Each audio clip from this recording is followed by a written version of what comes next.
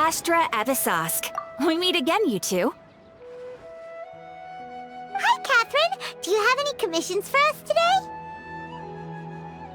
Commissions, huh? Let me think. Oh, how about this? Please attend the Academia's Academic Symposium this afternoon and recite a love poem on stage. Wait, say what now?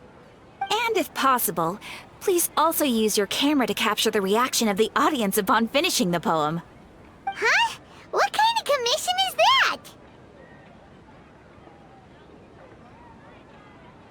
I see.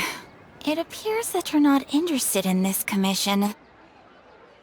In that case, please go to Port Ormos and convince the Eremites there to spend some time volunteering at the local orphanage.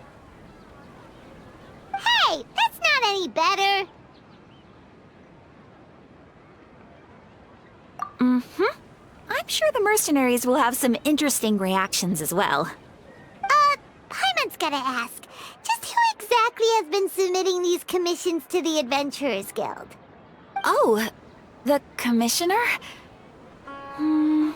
Well, actually, I just wanted to see the two of you in action. Was it so obvious? I was hoping you would actually take one of those commissions. That kind of chance to observe humans doesn't come by often. Ah, so it's Nahida. Paimon just knew Catherine wouldn't crack those kinds of jokes. When did you get into her head? From when she said, "Ad Astra Abisask." So it's been you this whole time? Are you done resting up, Nahida? Yes. I've been sleeping ever since we parted ways, and I even had a really, really long dream.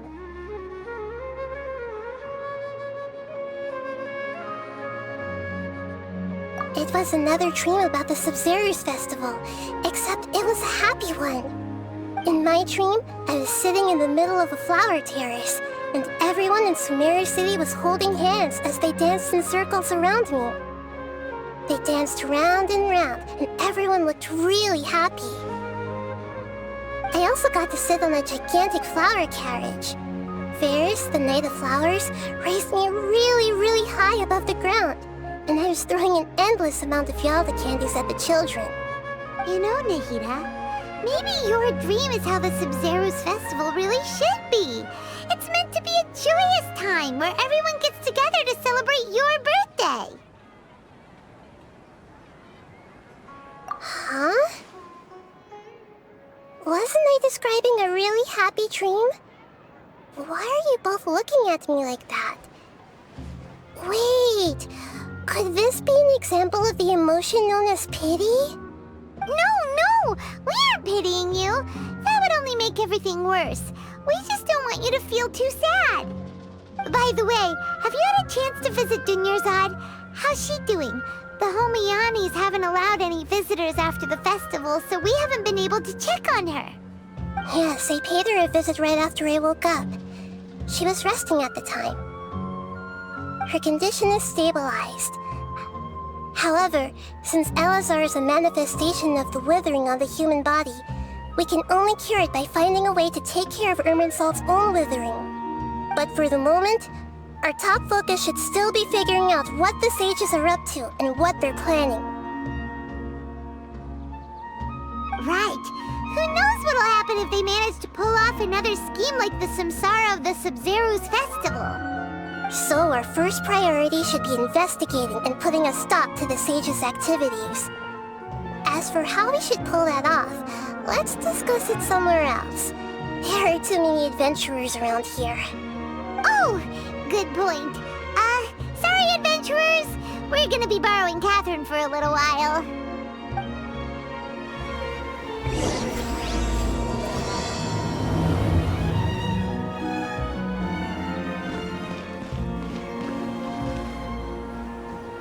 Let's continue our chat here.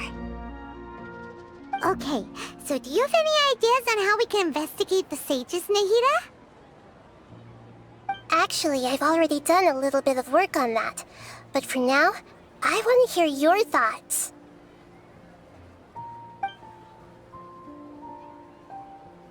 I've already tried that, but all the key members of the Academia, even the core of 30 guards, intentionally avoid wearing their Akasha terminals.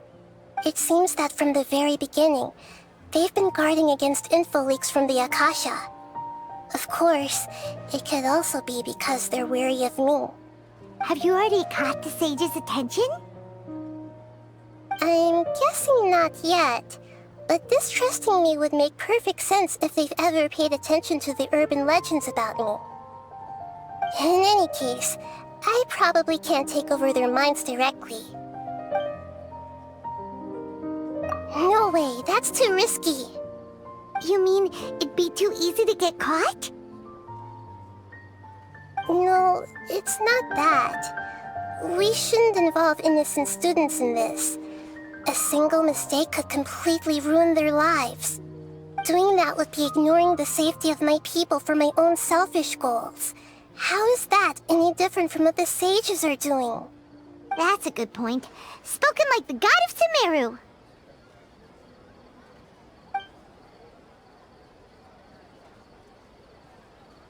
We're in the dark as of now. Since we still don't know anything about their goals, any rash move could tip them off and lead to terrible consequences. After all, every person in Sumeru City is one of their hostages.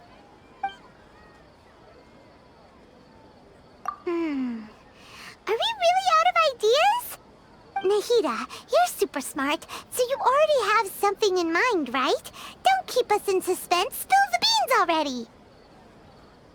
According to a popular theory from the Vahumana Darshan of the Academia, rejecting impractical motions at the beginning of a planning session will give more weight to the actual proposal. Okay, but aren't you the god of wisdom? You don't have to use that kind of gimmick to make us take your ideas seriously. Well, I've been thinking that if I can't directly possess the leaders, and if I can't get ordinary people involved, then I should find someone who's already involved, but hasn't decided to side with the sages. You're saying we should recruit a spy?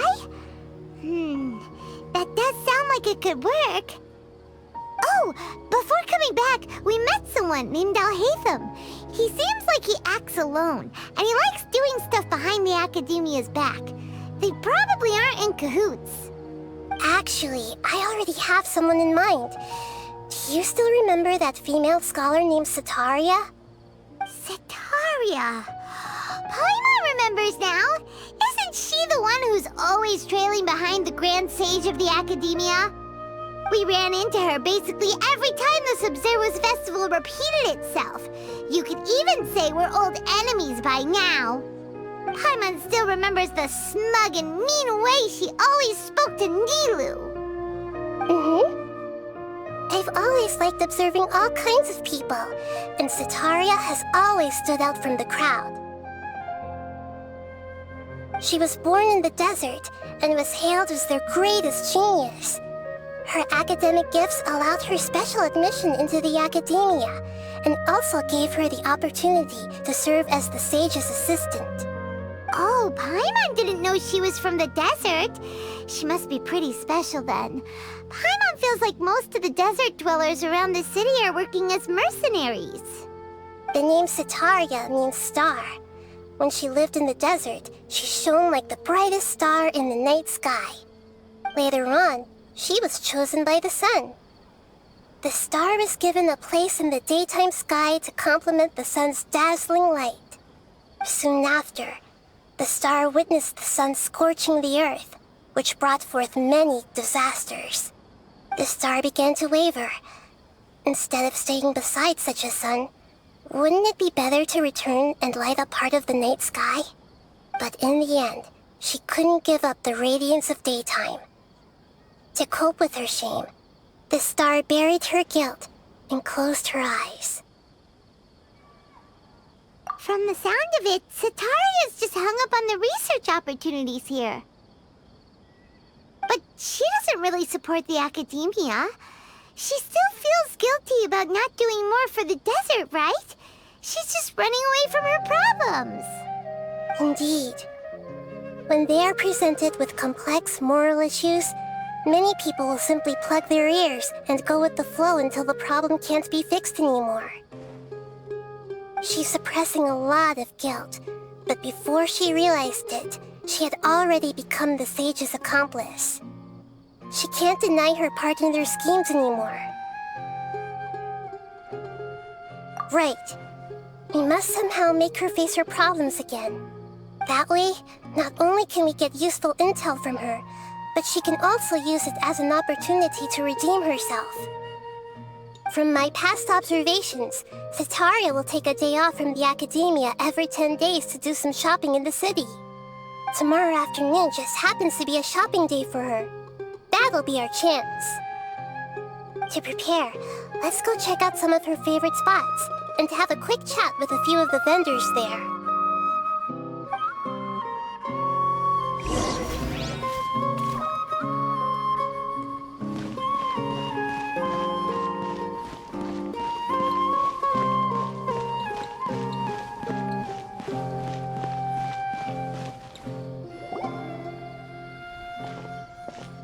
This should be Setaria's favorite fortune-telling spot. So should we ask the fortune teller about Setaria? No, I already have enough information on Setaria. The most important thing now is for you to pay attention to the vendor's talking style and key characteristics. Talking style and key characteristics?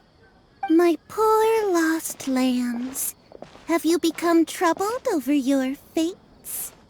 The divine voice of wisdom often echoes between mine ears. If thou be blessed today by the gods, I may be able to show you the way.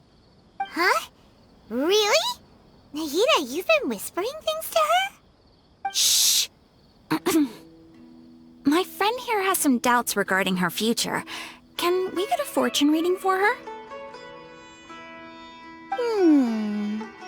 Of course, of course. In that case...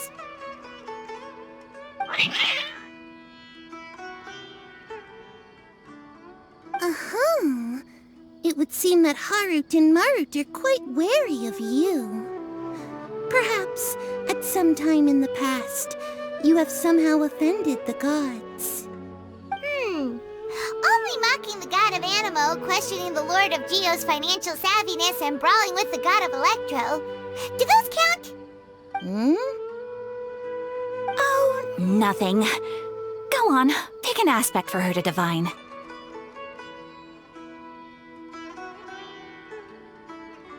Love prospects? No problem at all.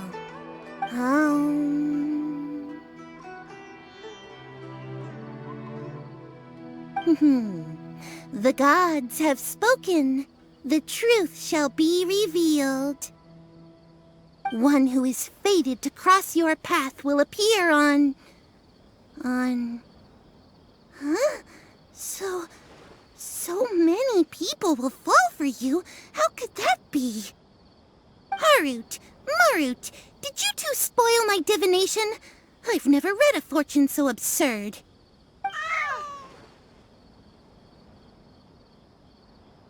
Actually, Paimon thinks this is probably the most accurate fortune-telling you've ever done. I admit that the orientation of today's celestial matrix is, suboptimal. As such, there will be no charge. Is that so? Well, that can't be helped. If you were to bring some food offerings for Harut and Marut on your next visit, perhaps they could help you reverse the wheels of fate.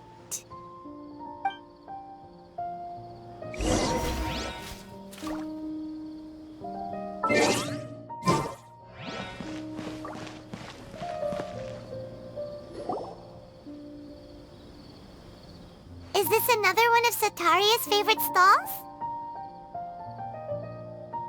Yep, it belongs to a king. His father helped Setaria a lot when she first moved to Samari City, so she still comes by whenever she has time. When I start talking with him, Listen carefully to the details of our conversation. Ah, dear customers! Would you like to look at some pottery? We caught wind of your great craftsmanship, so we specifically came to take a look. Oh, I recognize you. Aren't you Miss Catherine from the Adventurers Guild? Sounds like I'm in for some big business. Speaking of, where did you learn this trade? I suppose you could say it all started with my dad. He's a mason by trade, but I picked up an interest in clay while apprenticing for him. After that, I began making pottery by myself in secret, and I simply changed trades when my works turned out well. Although it's a pity that I'm no longer making much use of the knowledge provided to me by the Akasha. That's nice.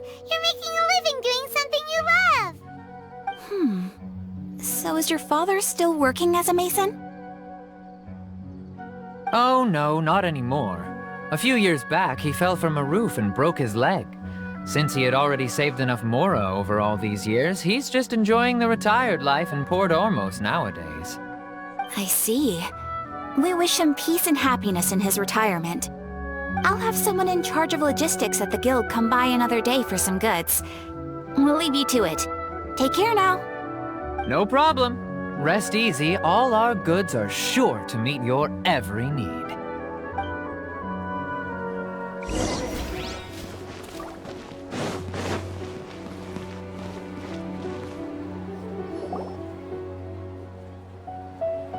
This should be our final stop.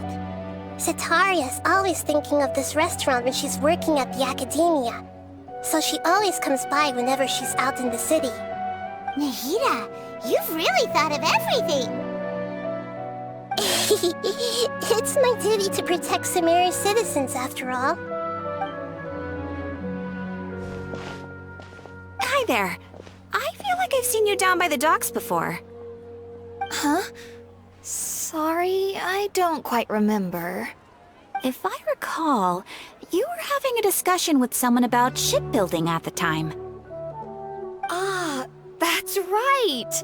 I've always been really interested in feats of marine engineering. After all, I grew up in Liyue Harbor and spent my entire childhood staring at the ships going in and out of the port. I came to Sumeru to study, but failed to make it into the academia due to my lack of talent. But I'm still discussing all kinds of problems with different scholars, and I'm continuing to study and perform research from the restaurant's basement. I'm sure I'll get into the academia after their next round of exams.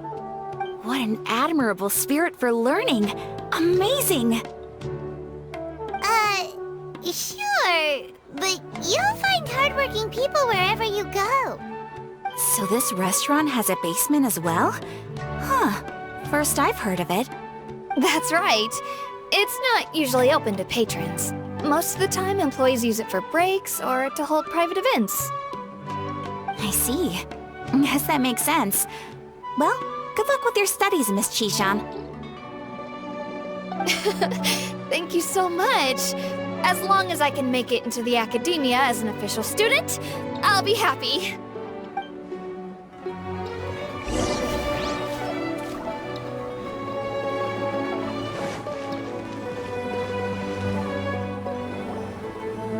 So, was that everybody? Mm-hmm. 3 familiar faces should be enough for Sitaria. What's the point of all the information we've collected? Nahida, you still haven't told us how you're planning to make Sitaria face her problems. Sitaria is already used to avoiding her problems, so we must find a way to break through her usual sensibilities. I remember that you mentioned that the Eremites in Port Ormos are all making a fuss about the upcoming resurrection of the Scarlet King. Although it's all just a boatload of nonsense, the fate of her homeland may turn out to be Sitaria's soft spot. Oh, Paimon gets it now! You want to take advantage of the guilt Sitaria feels about her homeland. Although she knows she should return home to help the people of the desert, all she's done is conspire with the sages.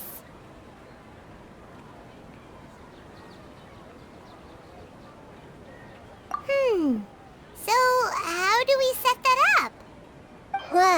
the Scarlet King is long gone, and Setaria is also too smart to fall for any simple tricks. If we simply engaged her under the guise of the Scarlet King's believers, she would definitely be wary of us, and we may not get anywhere. But if we were to borrow some of her close acquaintances to talk with her, her reaction would probably be very different. So, you mean you're going to possess those people we just talked to? Yep. Possess them through the Akasha. Imply that they've already converted to the faith of the Scarlet King, and then convey our made-up will of the Scarlet King. As long as everything goes smoothly, we'll get through to Setaria for sure. She'll never guess that we had anything to do with it. Ah, so that's how you're going to use all the info we collected on these people. It's so that you won't slip up and break form. Possessing them will only work if you can manage to pass off as them. Exactly. So, best of luck with impersonating them. Huh? Best of luck? But we don't know how to possess anyone.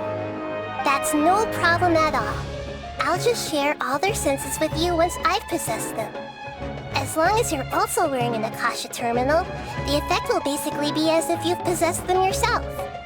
Huh. That is pretty convenient. But why does she have to do this? Can't you do it yourself? Although I've been observing humans for a while, I've never been good at imitating them. You're not wrong. It's always been painfully obvious whenever you try to pass as Catherine. If it was at all possible, I would have preferred to leave these people alone. But seeing how things are now, I probably should just accept it and push on. Yeah, don't beat yourself up over it. We're only doing this to help everyone, and we'll only be borrowing them for a little while anyway. Alright, then let's give it a go tomorrow afternoon.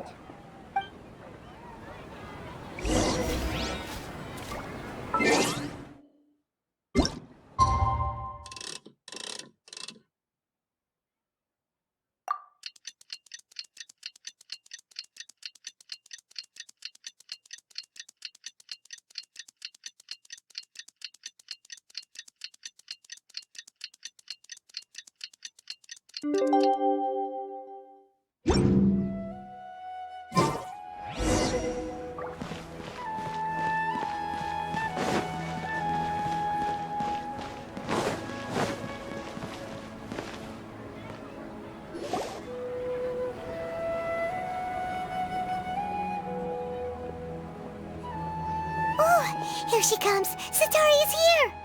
Let's quietly follow her. Once she starts talking to her acquaintances, we'll find a safe spot to begin possessing them. As for how we'll sway her to our side, I'll leave that to you. I trust you'll know what to say. Paimon's starting to feel kinda nervous. Okay, let's go. Looks like they've already started talking. Let's find a hiding spot and get started.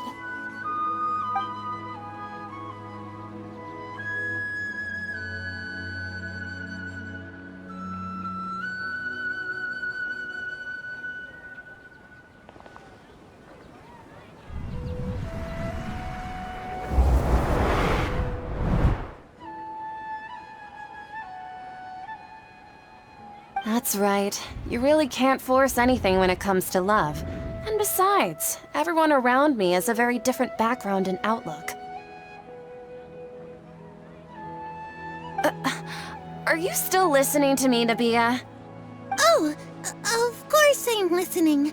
You were talking about troubles with your love life, right? I heard everything you said. Okay then. You just seemed a little distracted for a moment there.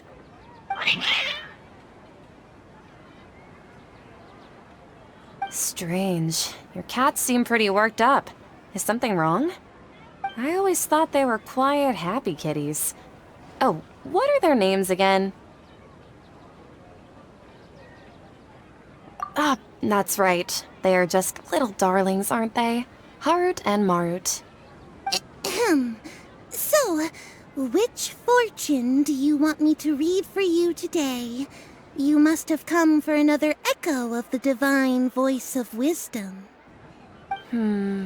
I'd like to get another reading on my love prospects, but to be perfectly honest with you, I feel like I've been a real mess recently.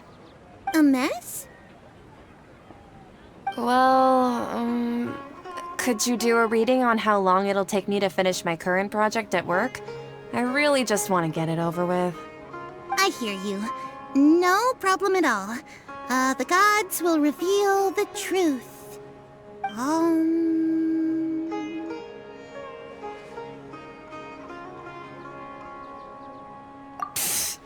Sorry, your new laugh is just so hilarious. I couldn't help it.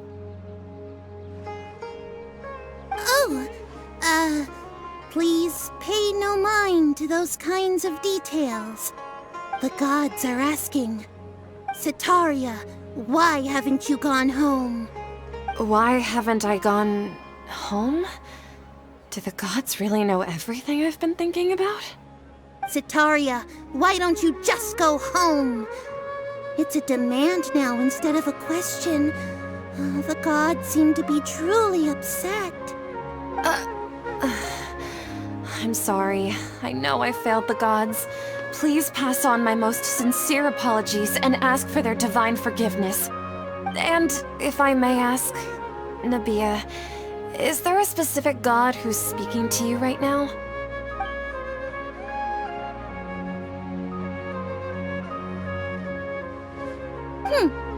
What an inconsiderate and naive question.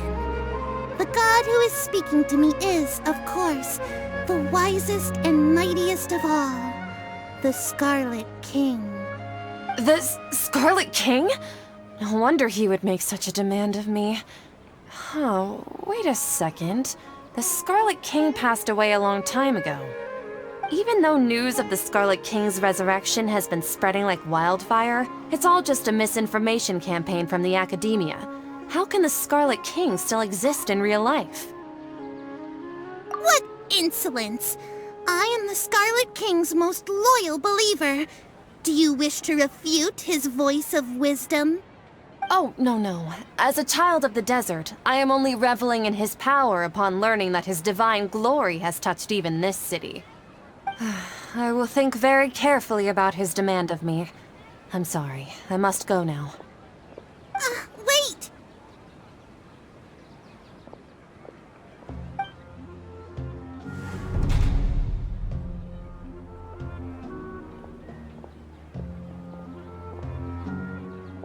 Whoa! She just ran off in a hurry. She looked pretty upset, too. Well done. Sitaria didn't seem to suspect anything amiss. To have something she's been trying desperately to avoid show up out of nowhere and berate her, that must have shaken her to the core. Aw, Nahida, it seems like you understand human emotions really well after all. All I know are some abstract Harava-taught theories. And in any case, my time with you has shown a lot of them to be utterly useless. I'm still trying to make sense of everything. Anyway, enough of that. Let's hurry and catch up to Sitaria. He's out of teams now, right on cue. Let's get ready to possess him right away!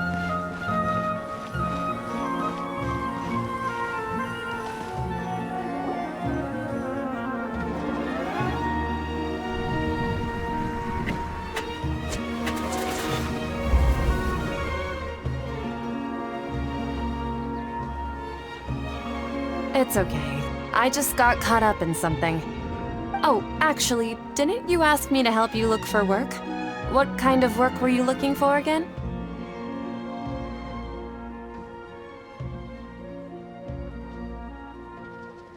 Oh, right. Your old man's craft. How could I forget? Speaking of, how's he doing? Is he feeling any better? Oh, that's good to hear. I have been thinking a lot about him. If I could get some more time off, I'd love to pay him a visit. Actually, while we're talking about him, is he still living in Port Ormos? Yeah, he's been retired there for a while. If you could find the time, please write him a letter. please pass on that recently, faith in the Scarlet King has taken root in Port Ormos and has begun to spread across Sumeru. He has a quick temper and has always been a devout follower of the Dendro Archon. I don't want him to get into a fight with those Scarlet King believers because of a difference in beliefs.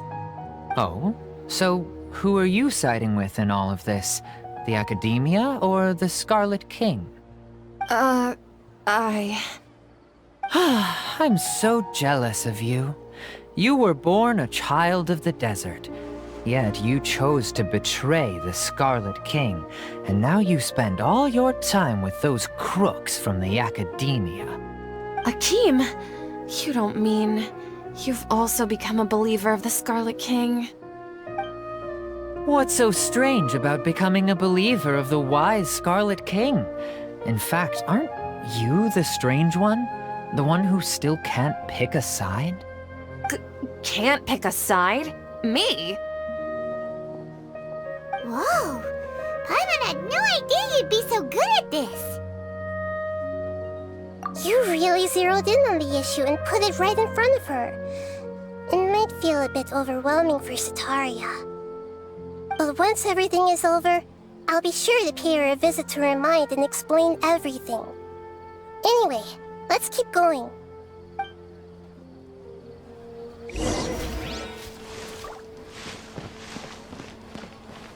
Come on! Sataria's already started talking what she...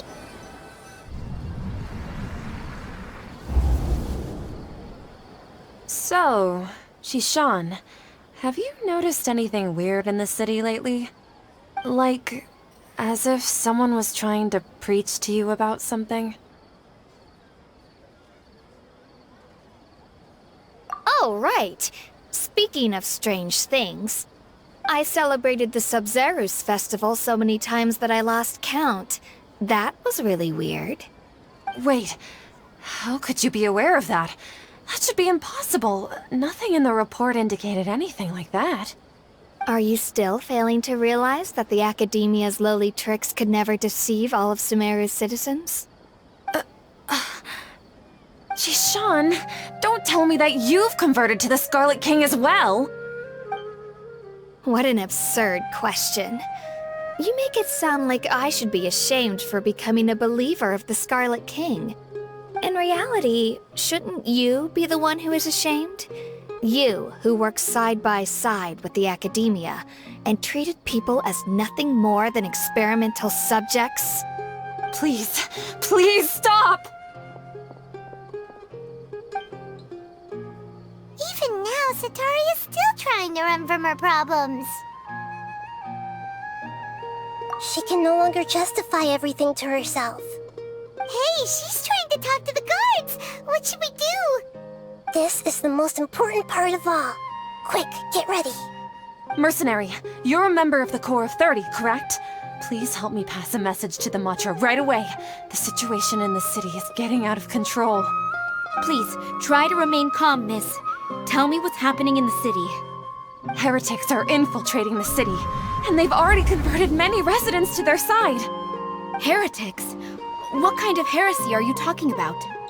The Scarlet King! Many people I know have suddenly started believing in him, but he's long dead. It's impossible. Miss Sataria, nothing is impossible. You know my name? The Scarlet King is immortal, and all who defy him will one day pay the price. You must face the truth, Sataria.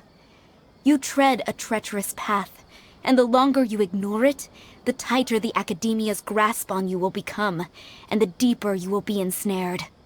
Child of the Scarlet King, never forget that the desert that belongs to you lies elsewhere. What's so strange about becoming a believer of the wise Scarlet King? In fact, aren't you the strange one? The one who still can't pick a side? What an absurd question. You make it sound like I should be ashamed for becoming a believer of the Scarlet King. Sataria, why haven't you gone home?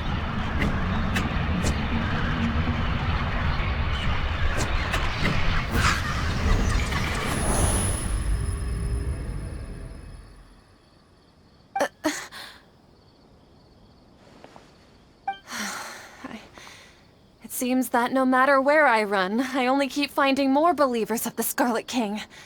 I have to say, this is a familiar feeling. I've also been running from my guilt this whole time. Guilt over my part in the Sage's plans, and from ignoring the letters from the children of my homeland. But no matter how much I may try to ignore or get rid of it, my guilt always comes back.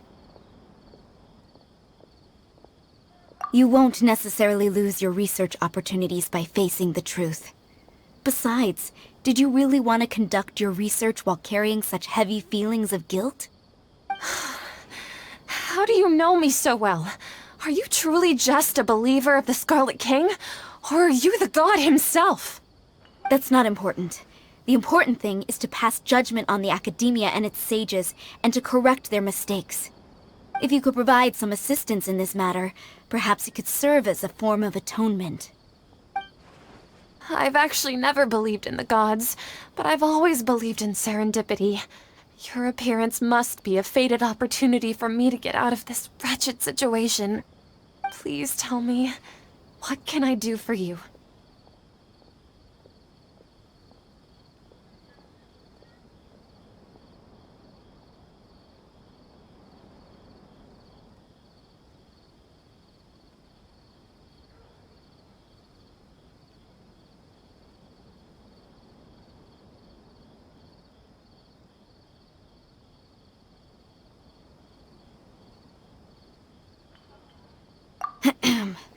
How much do you know about the Sage's current activities? I was just one of the designers for the massed dream harvest scheme, which is what happened around the Sub-Zeru's festival. But I know very little about the full scope of the overall project. I'd assume that only staff with the highest clearance would have access to those confidential documents. I've just been working to meet the Grand Sage's specified requirements. However, there's something that's been really bothering me. I heard that a scholar who was previously expelled has returned to the city, and even the sages are still quite wary of him. To fight against the academia, we will need to figure out the nature and the purpose of their work. Is there a way for us to get access to the confidential documents you mentioned? It should be possible if we're willing to take some risks. After all, I'm an assistant to the Grand Sage, and I've been working on many tasks outside of the project. One thing, though, I won't be able to transfer the documents to you through the Akasha once I get my hands on them. The sages have always closely monitored all activities within the Akasha. Let me see... let's use the most primitive method. Send someone to pick up the documents tomorrow evening at the Academia entrance. The Academia entrance. Wouldn't that be too conspicuous? Don't worry about that. I assure you, this won't be a trap. I'm only suggesting this location because it'll draw more scrutiny for me to leave the Academia again. It'll be safest for me to distract the guards long enough to hand you the documents. All right, I trust you. So, if I were to successfully complete this task, would it mean I've atoned for my wrongdoings? That'll depend on the judgment of the Dendro Archon. The Dendro Archon. That's right. Her people are the ones we have endangered. As the god of wisdom, she's also the one responsible for judging and guiding the scholars. Maybe it's time for me to find a god to believe in. Just as Nahida predicted, we've managed to bring Sataria to our side! The Traveler's execution was ingenious. She's the one who deserves all the praise. Well, now that we've made plans to meet again tomorrow evening, all we can do is pray for Sataria's mission to go off without a hitch. Pray? But if we're going to pray to the gods, aren't we just praying to you? God of wisdom and guardian of the scholars? No. The truth is the true guardian of scholars. I've always believed that. Anyway, let's meet again tomorrow evening at the Adventurers Guild.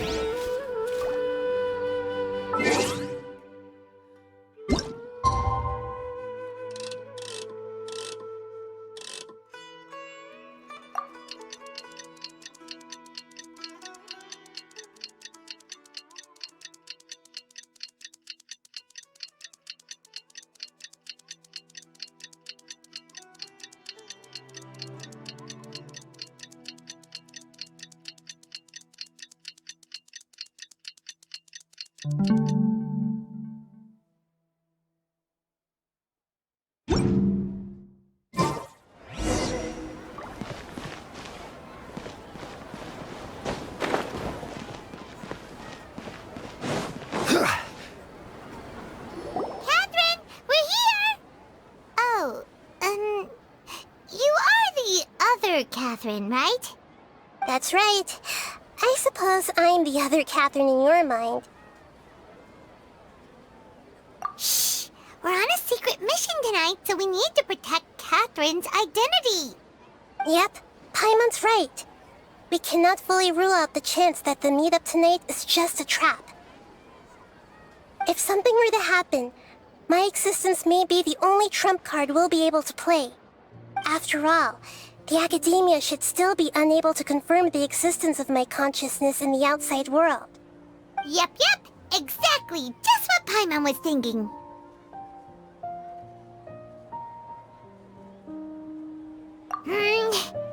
Anyway, enough about that.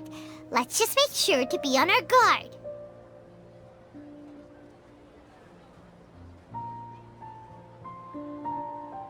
Off? What do you feel is off?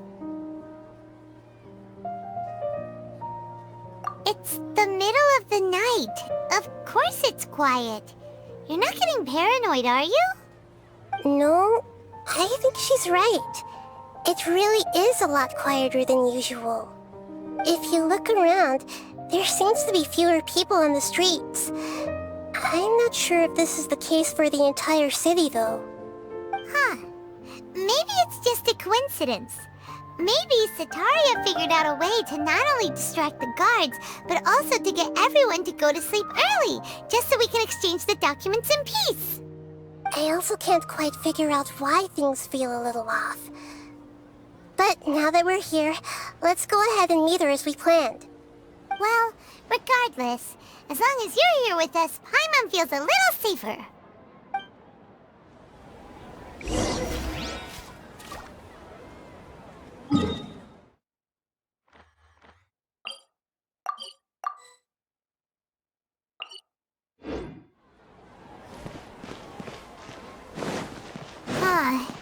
There really aren't many people out right now. Let's hope it'll be this quiet in front of the Academia, and that Sataria managed to distract all the guards.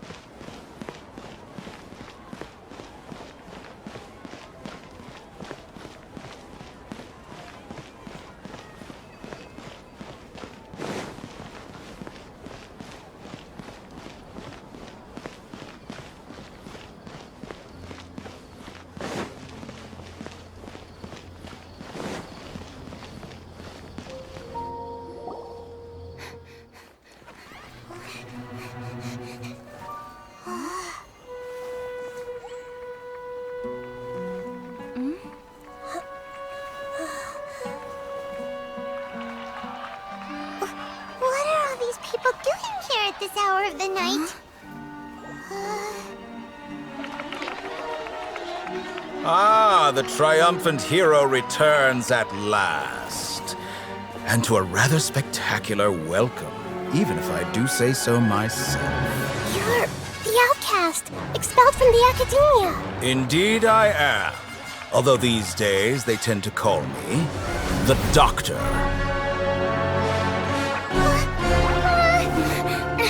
If you're looking for your researcher friend, she has already been taken into confinement. With some basic caution, she could have discovered the listening device on her person. Clearly, she lacks the degree of rigor expected of a true scholar.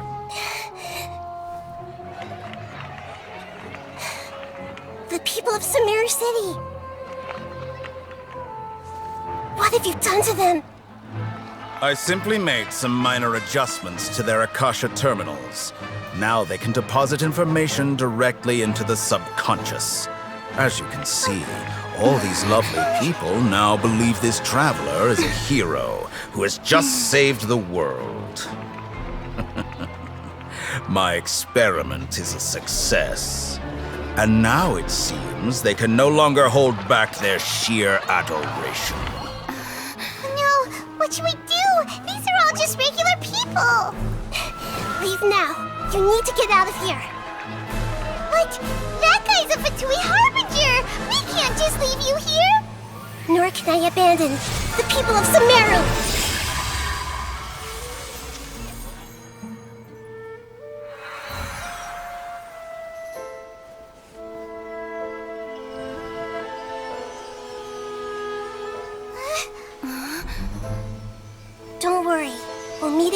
outside of the city.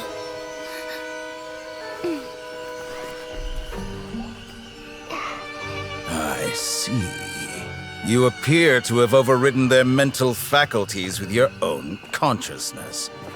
To possess such a powerful mind, you must be the God of Wisdom.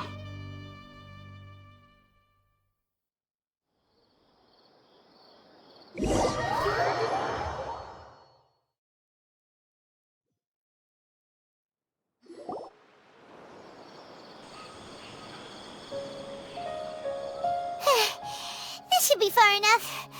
Whew. Paimon needs to catch her breath first. Is Nahida going to be okay? We only made it out because of her.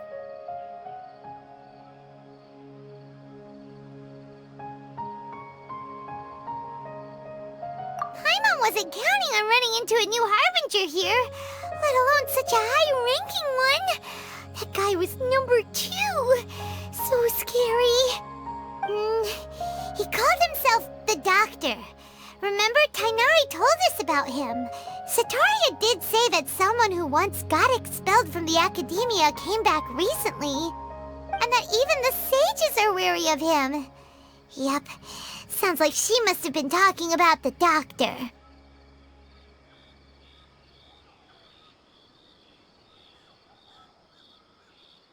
Yeah, now that the Doctor's in the picture, we're no longer just dealing with the Academia. They're in cahoots with the Fatui. But what are the Fatui after this time? Another Gnosis? Yeah, things would be a lot easier with Nahida's help. Nahida said we'll meet again outside of the city. But we can't just keep waiting around, right? You mean... Oh, right! Wasn't he invited by the sages to work on some project when we were staying with him in the Vidia Forest? That has to be the same project. Even though he turned it down at the time, he might still know something. There's no time to lose. Let's go to Gandharvaville.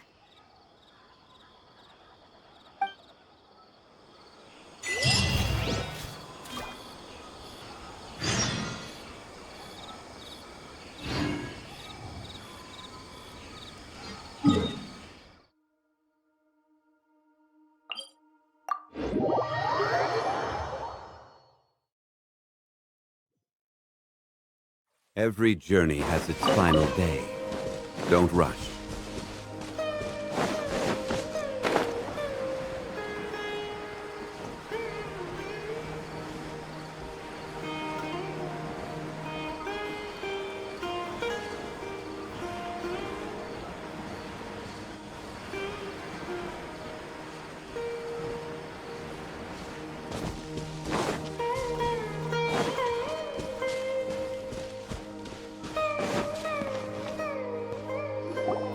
Hold it right there! A blonde-haired traveler and a floating fairy. We've got you, all right. Take a look around. You've fallen right into our trap. Are you mercenaries from the Corps of 30? Did you come here to arrest us? Corps of 30? We're nothing like those government lapdogs who don't even get scraps for their work. We are an elite brigade that commands the highest commission rate in all of Sumeru. We're here on the orders of a client known only as the Outcast. The Outcast? An outcast from the Academia? But why wouldn't the Doctor just send the Fatui after us? Still wasting time on idle chit-chat. We'll shut you up soon enough. Get them! You're up, Traveler! Coward! New punching bag. And drown! Illusion shattered! Wind strider!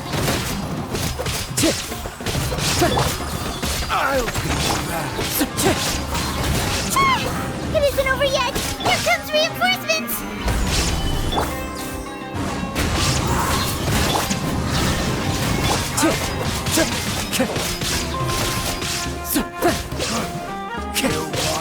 Wind Strider! That was pretty rough. Is that what elite mercenaries are like? Yeah, looks like we'll have to keep our guards up. But this doctor guy seems like a pretty tough opponent. He knew exactly where to set up an ambush. Did he predict that we would try to find Tainari? Going up against smart people is tough. Anyway, let's keep going.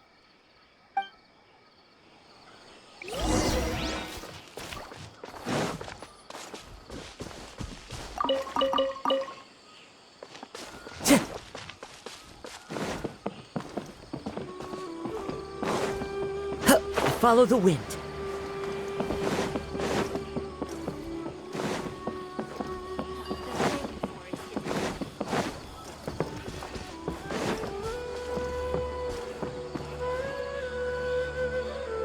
Oh, it's the Traveler and Paimon. What are you two doing back here? Kale, it's nice to see you again. Are you doing all right? To be honest, I'm not doing too well. My Elazar has been progressing at a faster rate lately. I'm finding it harder to complete more intricate tasks. As a result, Master Tainari is taking me off the patrol schedule. He will only allow me to stay here and coordinate other people's tasks. Oh, Kale. Speaking of Tainari, did he go off on patrol? We're here to talk to him. Oh, Master Tainari? He just left the Avidia Forest a little while ago. He was headed to Party's DI. He left? What? Isn't Tainari always saying that he never wants to leave the Avidia Forest? He even turned down the Sage's invitation. I thought it was weird too. Master Tainari always prioritizes his work as a forest watcher above everything. He almost never leaves his post. He left in a hurry this time, though. No, I only found out that he left through a message he left behind. He also made sure to delegate all his tasks using a schedule. To leave in such a hurry? I'd guess he had something urgent to take care of. Master Tainari originally studied in the Immorta Darshan of the Academia, and Partis DI is something like the Immorta's research base. Many rare shrubs and grasses have been planted there for research. I know that before he became a forest watcher, Master Tainari once spent a long time conducting research at Partis DI. A research base, huh? Gotta wonder what kind of research Tainari just decided to work on all of a sudden. Oh, we don't have a lot of time, so let's go look for him at Party's DI.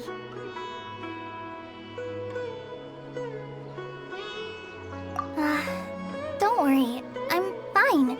I'm used to living with Elazar by now. If you run into Master Tainari, please send him my regards.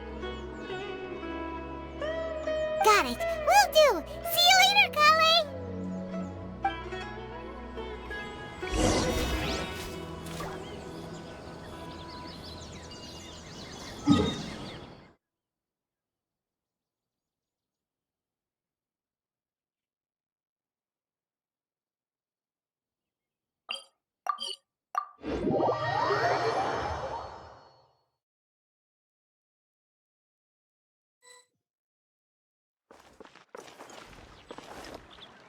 Wait! Look who it is!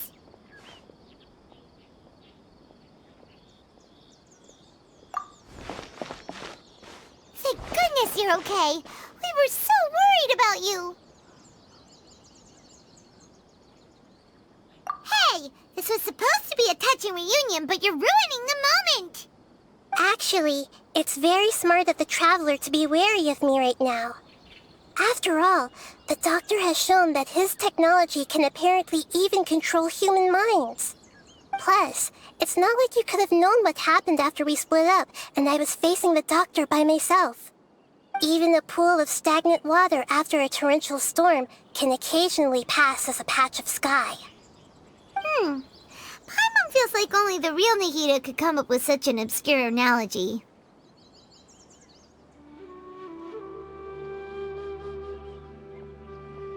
Huh? But I wasn't trying to win your trust or anything. All I wanted was to clarify my point. Well, we understand that point now. Please, Nahida, tell us more about what happened. Are those poor people all right? When you left, I was still in the middle of restoring everyone's minds. Thankfully, when the doctor mentioned depositing information into the subconscious, he didn't mean engraving information into their minds. Instead, he did something closer to creating hallucinations. That was still within my power to fix. Luckily, I managed to finish my restorations and mind jump away from him just as he was about to capture me. Whew. What a relief. The doctor sure pulled out some hidden cards, but good thing we had Nahida with us. I wouldn't be relieved just yet. I gave away my true identity when I restored everyone's minds, which means we've lost another one of our trump cards. Also, the doctor is already an expert at modifying Akasha terminals. Maybe it's only a matter of time until he captures my consciousness inside the Akasha. Would that mean you'd no longer be able to jump between minds? Then how do we stop him?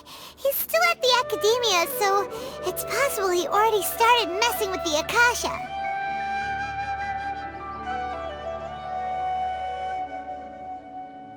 Ugh, it feels like he's toying with us. What a nasty piece of work. Plus, the doctor's combat ability alone is apparently enough to make him worthy of being number 2 of the Fatui. We shouldn't give up hope just yet. Let's try to find another way to attack this problem. Actually, Nahida, how did you know we were trying to get to Party's DI? Have you been waiting for us? Yes, I have. I can see the traveler's elemental energy, so I deduced your destination by looking at the direction you were moving in. You didn't come here for sightseeing, right? Did you find any leads? We're looking for a scholar we know. His name is Tainari, and the sages once tried to reach out to him. Why don't you come inside with us and see what we can find? Okay, let's just hope we won't get him into trouble.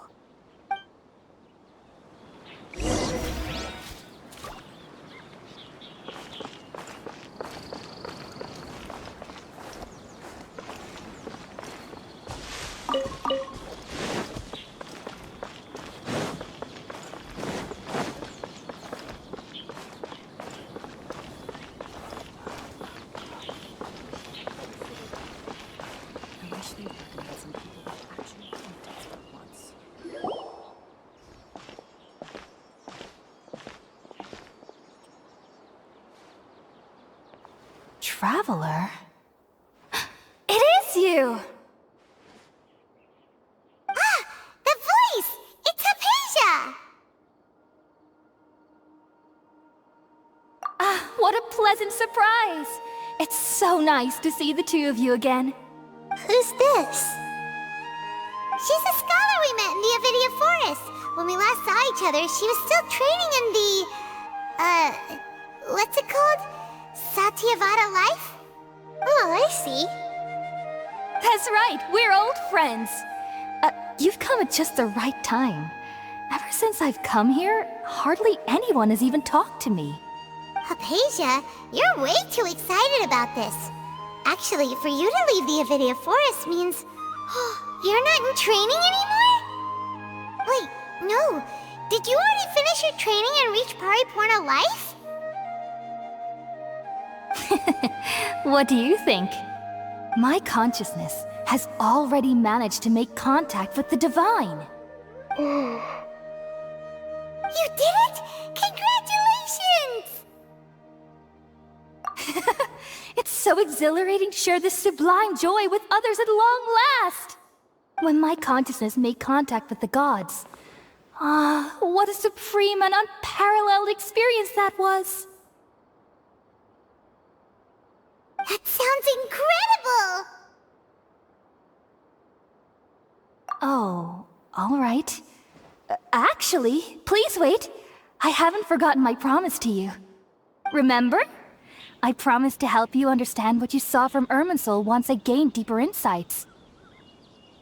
My current self has not only gained true insight, but I can even help you establish a direct connection to the consciousness of the divine. You can do that? I've never heard of anything like that, but if you want to give it a try, I'll do my best to protect your consciousness during the process. Hold on. I brought some spirit-born ale with me. This is still a crucial part of the ceremony. We're using that incense again? All right now. Hold my hand. I'll help you establish a pathway to connect your consciousness. Okay. Ready?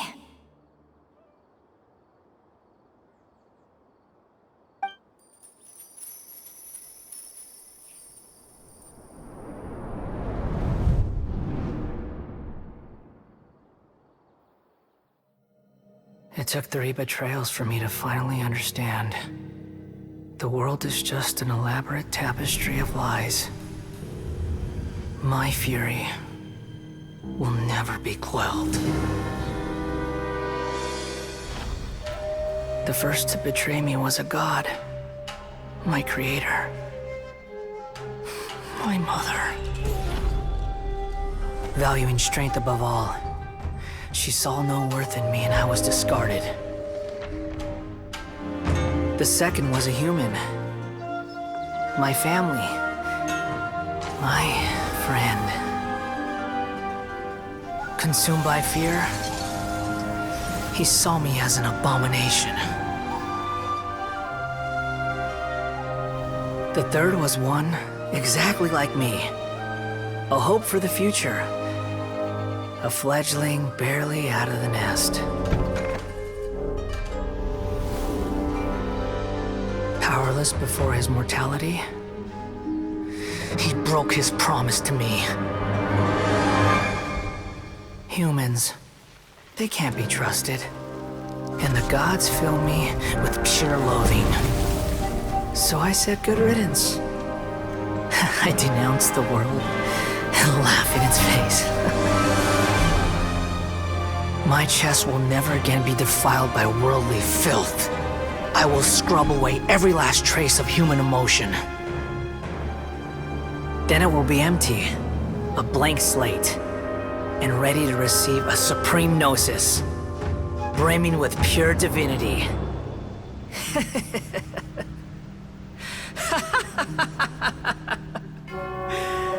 There is no need to fear.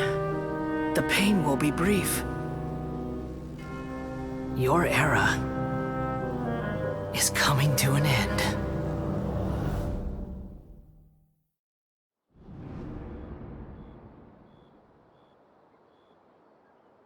What was that? Did we actually just see the Baladier's memories? Everything matches what we know about him. But how is he connected to the divine consciousness that Hypatia was talking about? You saw it, right? You felt it, right? Such a majestic god! Such a noble will! Such sublime emotion!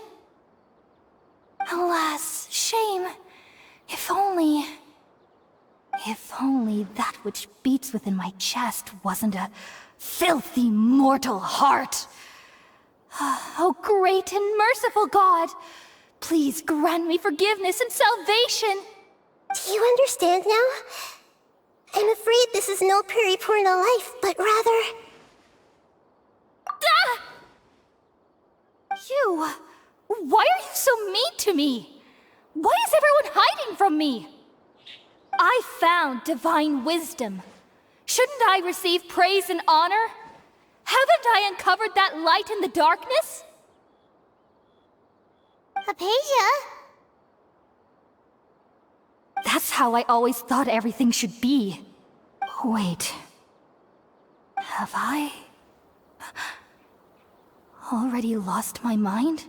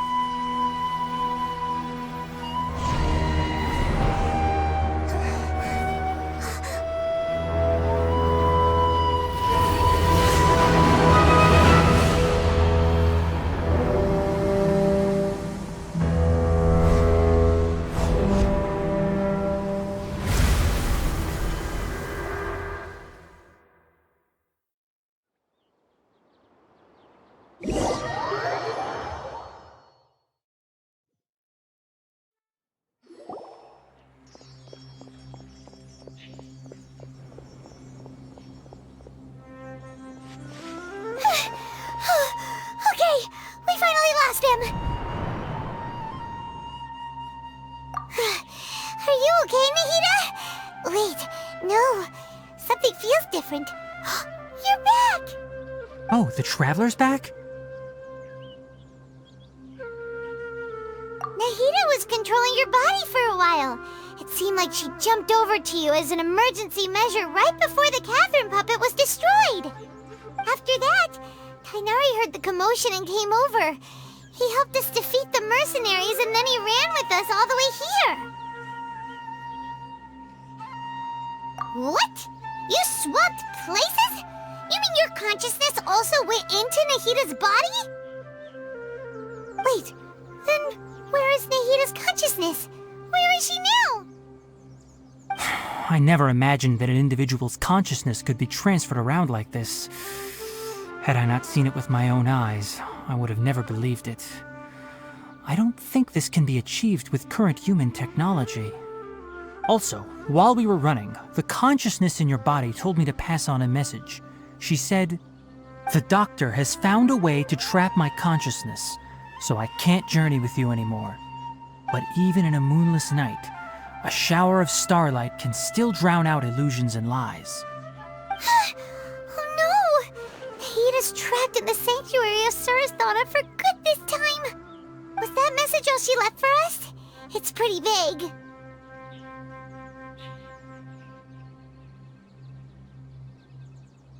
Oh, that makes sense. Since the doctor captured her, she won't be able to say anything without him knowing. She's being extra careful. Even in a moonless night, a shower of starlight can still drown out illusions and lies. Huh.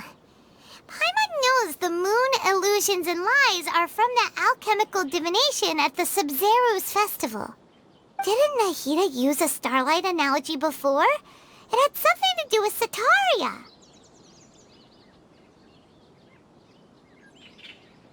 Oh, that makes a lot of sense. Huh. Do you think Nahida was telling us to go find help in the desert? But she isn't with us anymore.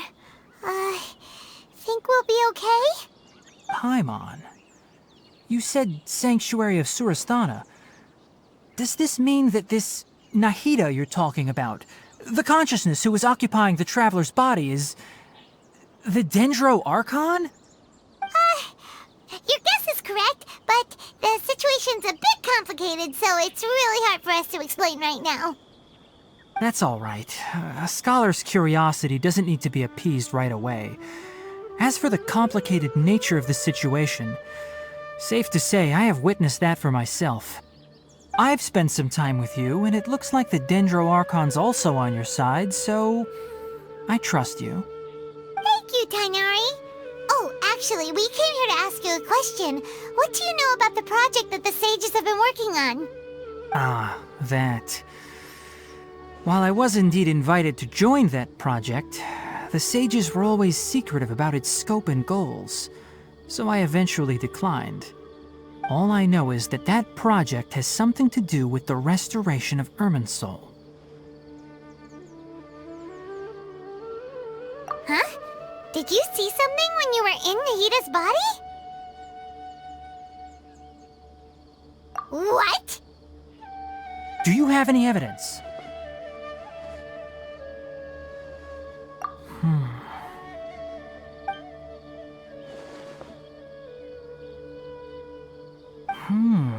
So that's what happened.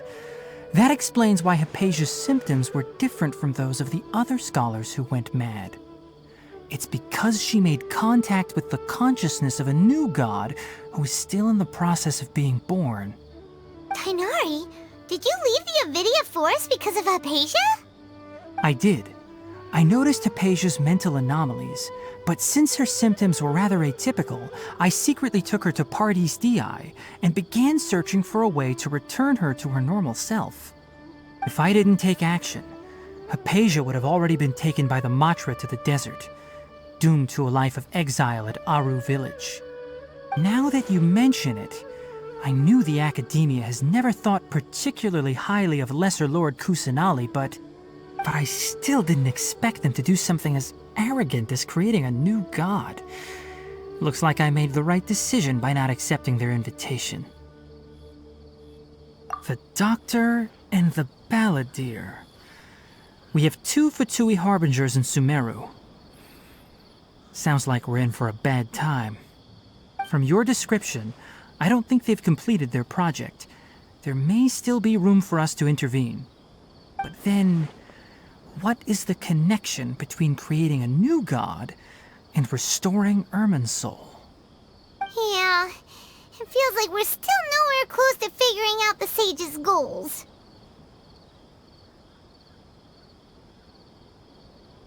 Right, we've pretty much gone over everything we need to know, so we should head out.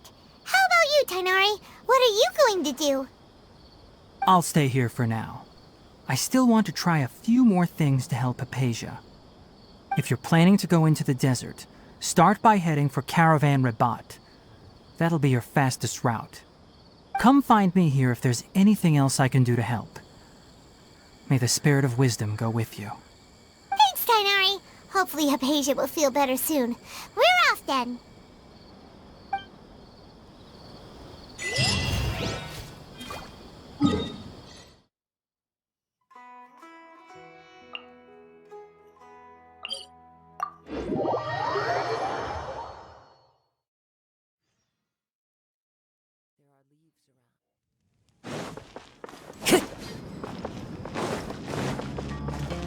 Time to go.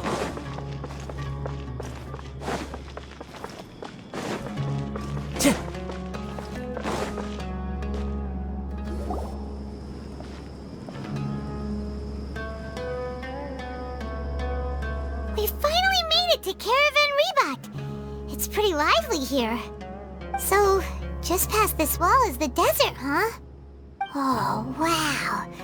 Paimon remembers hearing people call this the Wall of Samiel. It's made to block sandstorms from the outside. Oh, if it's this tall, it's gotta be the divine work of Greater Lord Rukkhadevata, right?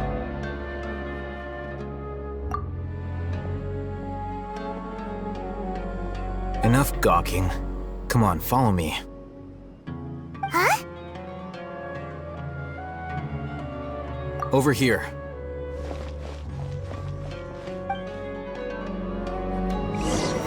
Oh, Hatham went that way! Let's hurry up and follow him. Wonder what he's up to.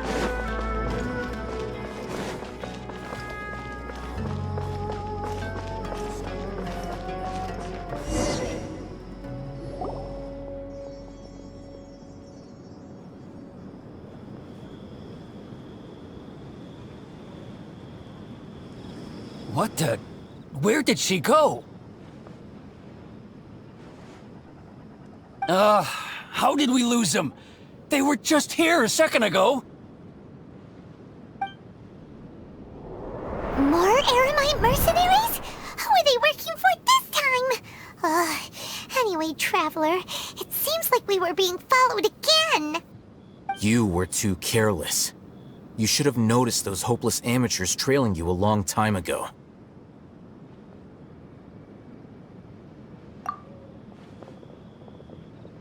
There's no need to thank me. I've never cared to keep track of personal favors. All I did was correct a mistake I happened to come across. It's a habit I developed at the academia. You really gave Paimon a scare, Alhaitham. We never thought we'd run into you here. Last time we met at Port Ormos, didn't you say you were going back to the academia? Wait, don't tell Paimon that you're here to take us back on their orders! Oh, so you've already landed yourselves on the academia's hit list.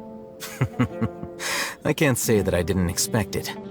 However, had I wished to turn you over to the academia, don't you think you'd already be the Eremites' honored guests by now? Oh, right. You do have a point.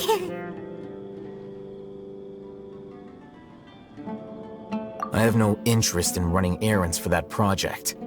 As a scholar, I've always belonged to the camp that promotes researcher autonomy. And these days, you're more fascinating than anything the sages can offer. Not quite. To tell you the truth, I'm still investigating the Divine Knowledge Capsule. Unfortunately, I've run into some difficulties. Everyone says the capsule originated in the desert and was eventually moved to Port Ormos. If I am to get to the bottom of this, I must understand how the capsule first came to be. Which brings me back to you and why you're so interesting. The leader of Ain al-Ahmar used the Divine Knowledge Capsule right in front of you, and upon seeing him, your expression became perplexed, and you were lost in thought for quite some time. To have that kind of reaction, I think you must have realized something. Are you interested at all in sharing what you've been hiding from me?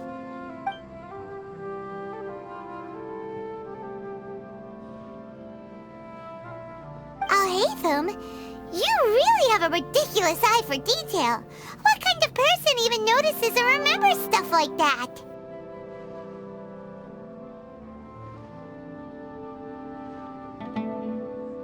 So that's your answer. Well, I do work for the academia after all. So considering that, it is indeed wise to keep your cards close to your chest. But that does prove you do have some undisclosed information about the Divine Knowledge Capsule. Am I right? No matter. Rather than simply learning the answers from you, I'd still prefer to investigate on my own. Speaking of, you two are also headed to the desert? That's right! We have the same plan as you! But we don't really have any concrete goals at the moment. Then I'd suggest starting with Aru Village. It's the largest settlement in the desert, so it'll probably have more resources and intel than anywhere else. Well, would you like to head there together? It's always better to travel with someone you know. Let's go!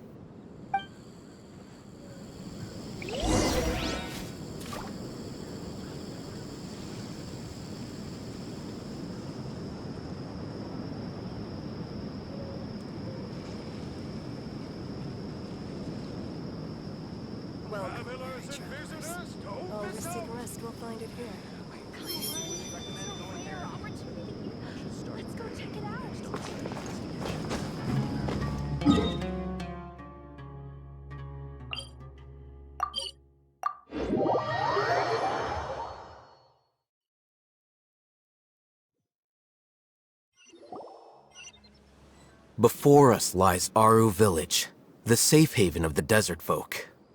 Whoa, this landscape is really something else. What a cool place! Let's go check it out!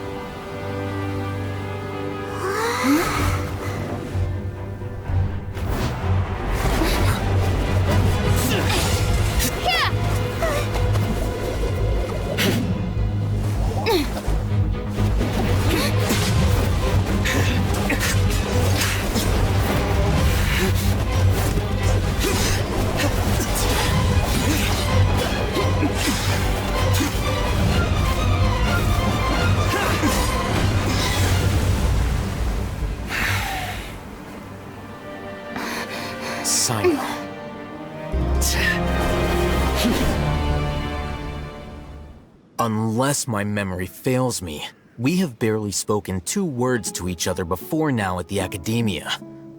Would you care to enlighten me as to when and how I invited the General Mahamatra's wrath? Alhaitham, do not think you can escape my judgment just because you managed to escape my attack. Judgment? So that's how you'd characterize your actions here, is it? Or would elimination perhaps be a more accurate description? Had I used my full strength, not even this traveler would have been able to stop me. Though styled like an assassination, I sought only to ensure that my target would be unable to flee or resist. Standard practice for the Matra, as well you know. Seemed to me more like your own personal touch. Who is that, Alhaitham? Did you call him General Mahamatra? Yes. General Mahamatra Sino, head of all the Matra at the Academia. He's a formidable hunter, and the ultimate nightmare for any who have committed academic crimes. You seem to have placed a lot of trust in Alhaitham, to the point of blocking an attack for him. If I were you, I'd never choose to side with him. I wouldn't believe a single word that comes out of his mouth. I have been pursuing this scribe for a long time. I urge you, stand back and do not seek to defend him any longer. Otherwise, there will be consequences.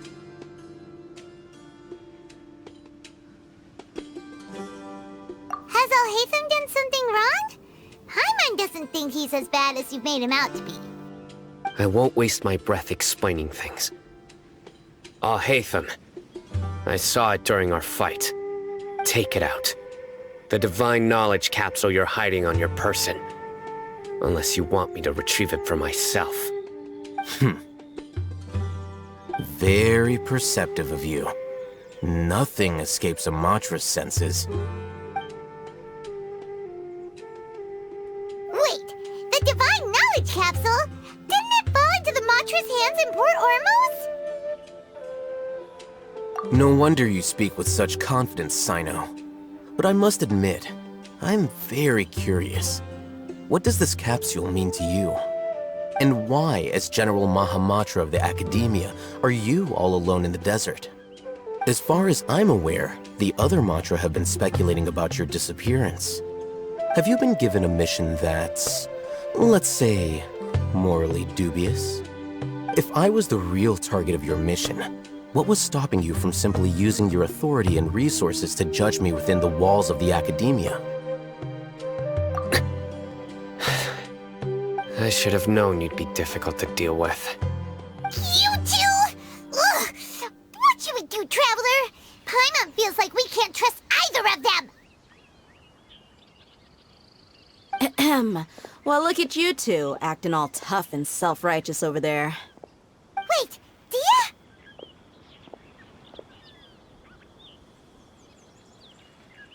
Great! Finally, someone that we can trust! You gotta help us out here, otherwise these two are gonna start fighting again! Yeah, sure looks that way. 2 giants from the Academia duking it out once and for all. Not something you get to see every day, that's for sure. Listen, I know you academic types love to fill up your big brains with self-righteous morality and lord your empty rules and virtues over each other. But how dare you bring your petty disputes into the safe haven of Aru Village? It seems like someone's gonna have to beat some sense into your thick skulls until you finally learn to respect these grounds.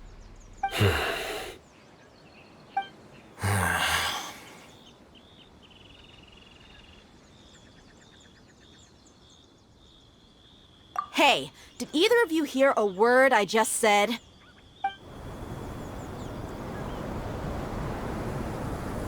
Whoa, what's going on? The wind's so strong! Is this a sandstorm? Paimon's gonna get blown away! Another sandstorm? What's up with these recently? Hey! All of you, over here, quickly! We have to take cover! Someone's calling for us! Oh, this wind is too strong! Let's get over there! That sounded like Candace. Come on, you two! Jeez, are all of you Academia folks such hard work? Move it! All right, stop yelling.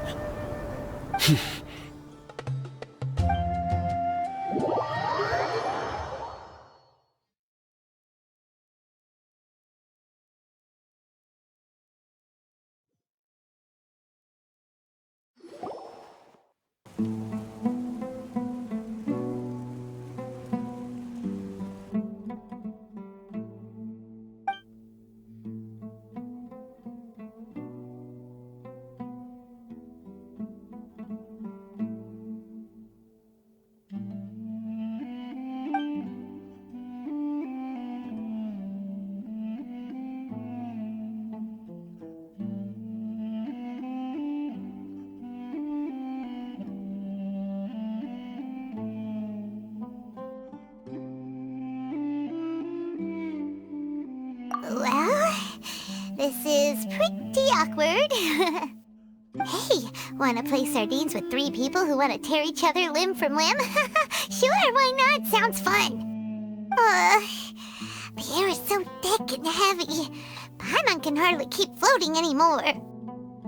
My sincere apologies, everyone. This is the home of our village chief. I will have to ask you to make do with this small room until the sandstorm dies down. Please, let me introduce myself. I am Candace, protector of Aru Village. Our savior has come at last! Nice to meet you, Candace. The name's Paimon. Thank you so much for helping us.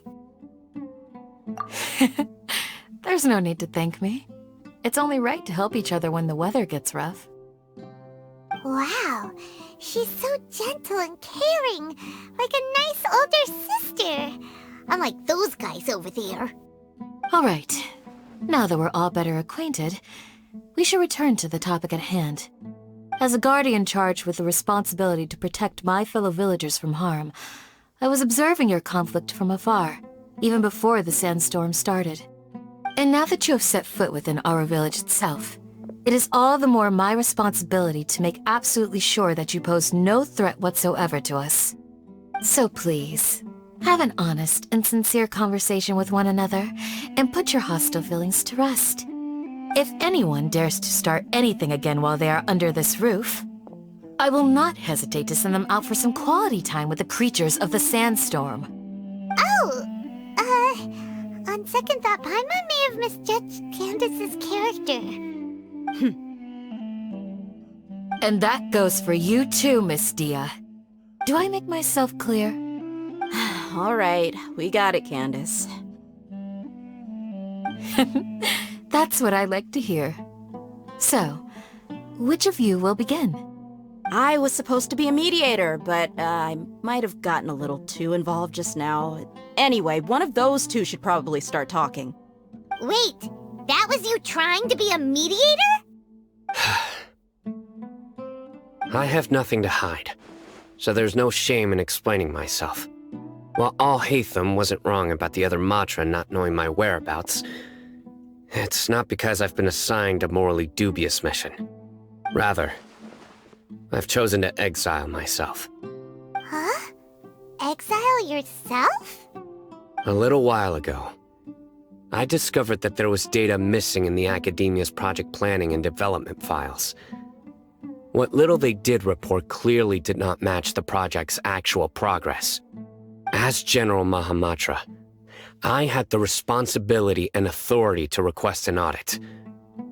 However, to my surprise, the person responsible for the erroneous data was none other than Grand Sage Azar himself. I tried to investigate the issue myself before submitting a formal audit request, but I soon found that all leads and potential pieces of incriminating evidence were carefully concealed from me. I began to realize that they were cautious of me from the very beginning. Unsurprisingly, the Grand Sage rejected my audit request as soon as the submission reached his desk. He even said to me, "The power of the General Mahamatra is granted by the sages. You have no right to judge us." So they really are up to no good. I realized then that to the Grand Sage, the Matra are nothing more than tools for the sages to assert and maintain their control over knowledge. The vows that we took, the principles that we strive to uphold, they are meaningless to the academia of today. I believed it would be wise to flee the academia before the sages had a chance to take action against me. This way, they can no longer see nor predict my actions. I will never give up on this investigation. There's no need for someone else to give me power or authority. Once I find the truth, I will administer judgment by my own name.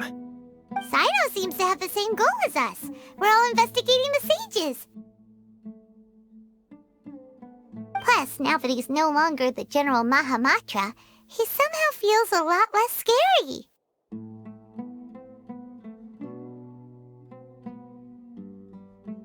Well, Sino, if that's your story, then why did you see Alhaitham as a target? When I was investigating the matter in the academia, I overheard a conversation between Alhaitham and a sage. The sages asked you to investigate a blonde-haired traveler. Do you dispute this, Alhaitham? What? Like many parts of the project, this assignment was undocumented. Now throw in your suspicious behavior with the Divine Knowledge Capsule, and I think we deserve an explanation.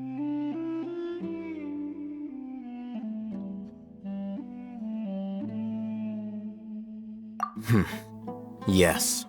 I was indeed tasked with investigating the Traveler. Alhaitham! After all, the promised reward was so great that hardly any scholar could have refused. The sage told me, once you've completed this assignment, I can give you a glimpse of divine knowledge. A most enticing offer.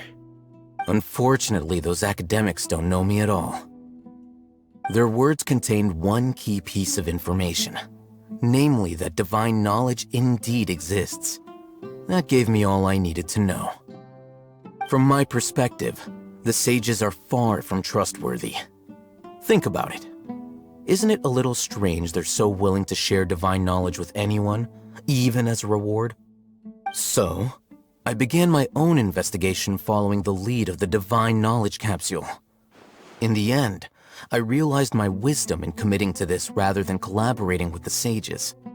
Had I been less guarded, I probably would have ended up like that Ain al-Ahmar mercenary, incapable of remaining sane for long enough to hold a conversation. You mean that the sages originally planned to dispose of you, using one of those capsules that drive people insane?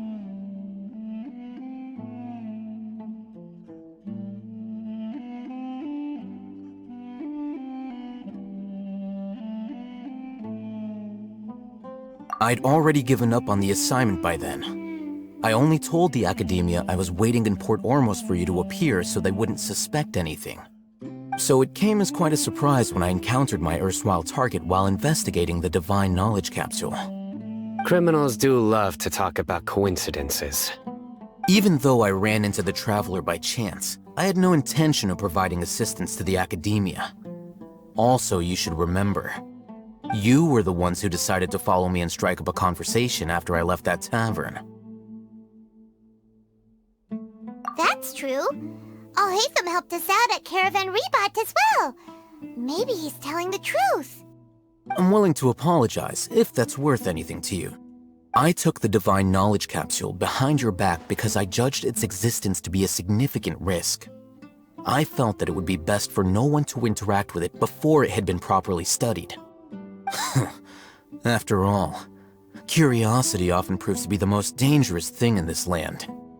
You should be well aware, Scribe Alhaitham, that curiosity can also lead you to danger and suspicion. Answer me this. Did the sages share any information about their project with you? Have I not made myself clear? You and I are both distrusted by the Academia. Do you really think they would tell me anything? Fine. Although you haven't completely proven your innocence, I won't regard you as an enemy, for now. As you wish. Good. I'm glad to see you two clearing up your misunderstandings. And now you, Dia. I believe it's your turn. Oh, sorry. Whatever the boys were talking about must have been so boring that I spaced out. My situation is pretty straightforward. My employer, Dunyarzad of the Homayani family, is friends with the Traveler and is currently recovering from her illness at home. I had nothing going on, so I decided to return to Aru Village for a visit. I was actually looking forward to a pretty exciting time getting back together with everyone here. But then I saw these two random guys in the middle of a pointless argument. It ticked me off, and things went downhill from there. Is that all? Well, I will admit that definitely sounds like your style. In that case, welcome back, dear. That's more like it. I missed you all so much, Candace.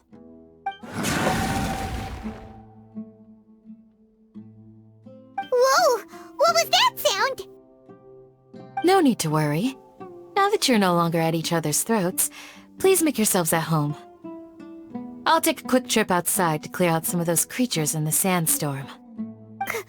Creatures? In the sandstorm?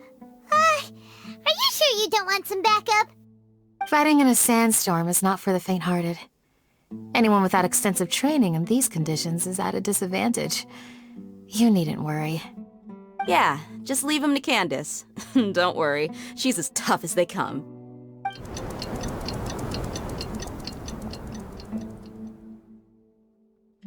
The winds died down. That means the sandstorm's over, right? Candace still isn't back yet, though. Is she alright? Maybe we should go out and check on her. When you put it that way, even I'm starting to feel a little worried. Alright, let's go. We've been here long enough, and the boys are as chatty as the floor.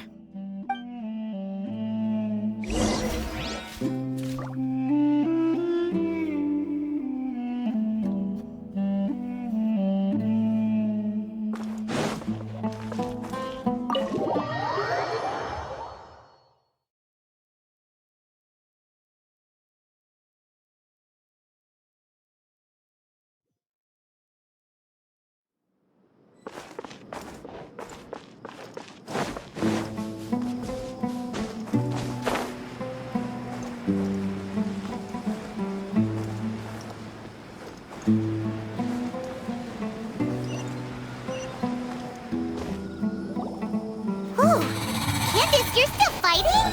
You've been out here dealing with these creatures the entire time? Yes. They just keep coming in waves.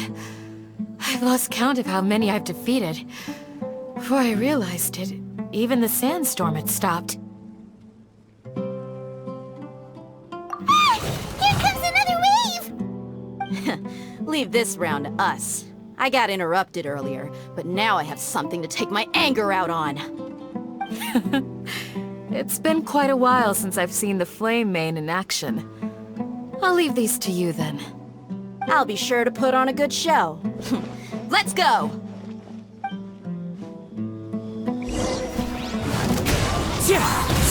Shine down! One with the forest! Gather!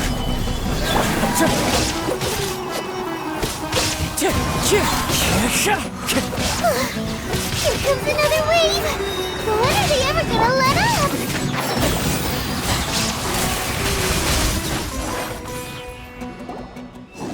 The creatures stopped appearing. Was that the last of them? What we fought just now was probably the aftermath of the sandstorm.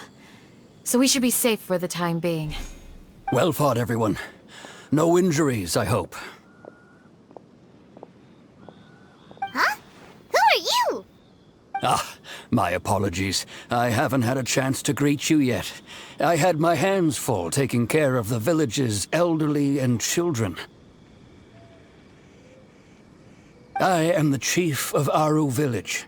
Everyone usually calls me Uncle Anpu.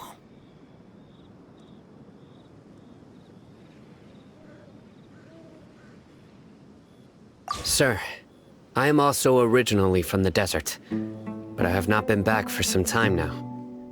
May I ask if such sandstorms are common?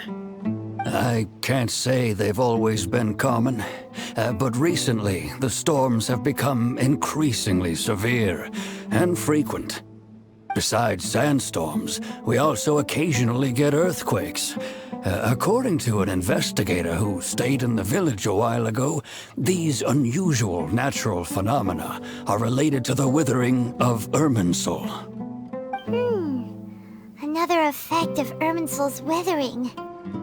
So, Irminsul's withering causes withering zones in the forest, and sandstorms and earthquakes here in the desert? Everything in the natural world is inextricably connected to Irminsul.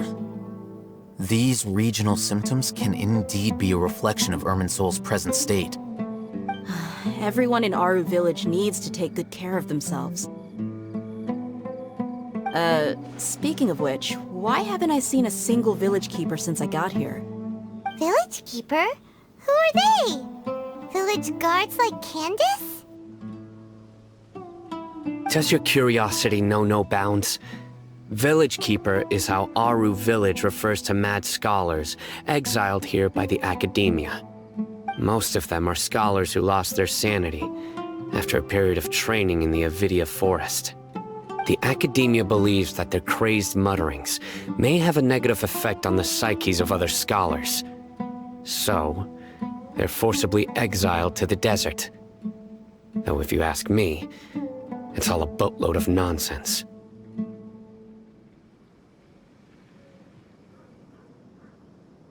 Alas, that's exactly what we've been trying to investigate. One by one, the village keepers have been mysteriously disappearing without a trace. But no one in the village has ever seen them leave. If you're planning to stay around the village for the next few days, I'd appreciate it if you could keep an eye out for them. I've had encounters with those people in the past. I'll see what I can do to help. The Matra are the ones responsible for their exile. Now that you're no longer with them, are you trying to alleviate your guilt and atone for your past sins? I'm fascinated by how you think. Mock me if you will, but if you are guilty, I will eliminate you, regardless of my position or identity. Oh, you're the former General Mahamatra. You must be an expert in these kinds of investigations. Thank you for your help. Is it because you're reminded of Hypatia? Oh, these poor scholars. First they lose their sanity, now this! We need to help get them back home, safe and sound. But, is it really a good idea to tag along with Sino? You seem like you really don't trust him.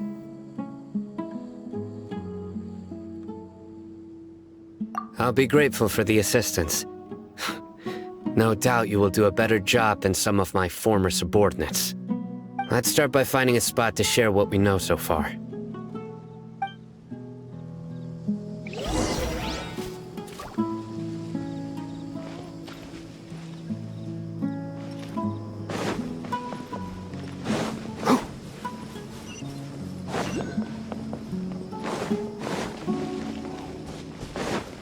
Keep up.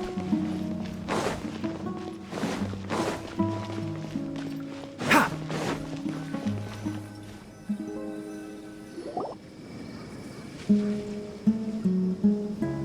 Although I've sent myself into exile, I'm still doing essentially the same things as before.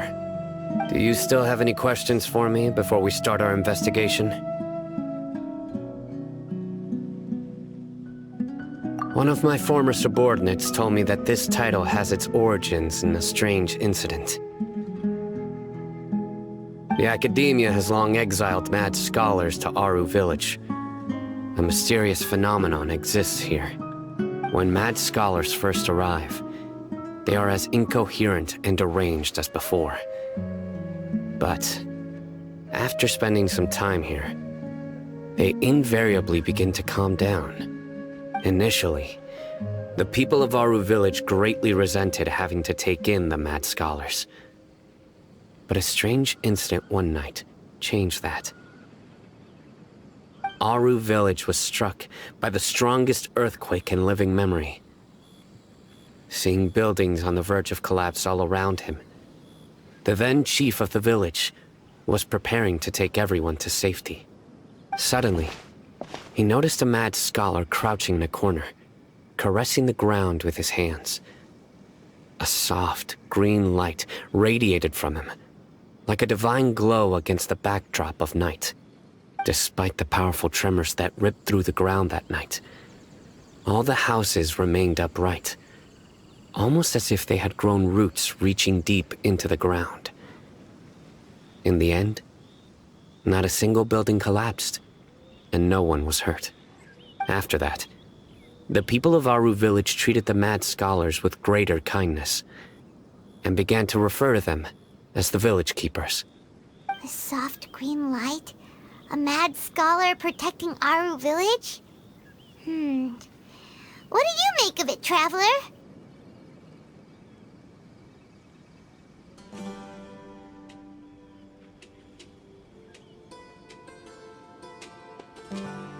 Paimon thinks so too.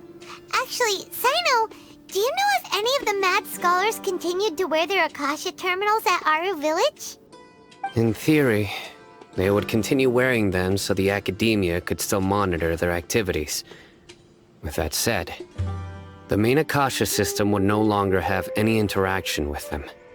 Oh, no wonder! Everything makes sense then! Add in the fact that they calmed down, it was probably Nahida who calmed them. If you are able to draw a conclusion from this one story alone, then it appears you possess much more information than I do. So, what do you make of the story? Really? Lesser Lord Kusanali. What? You don't believe us?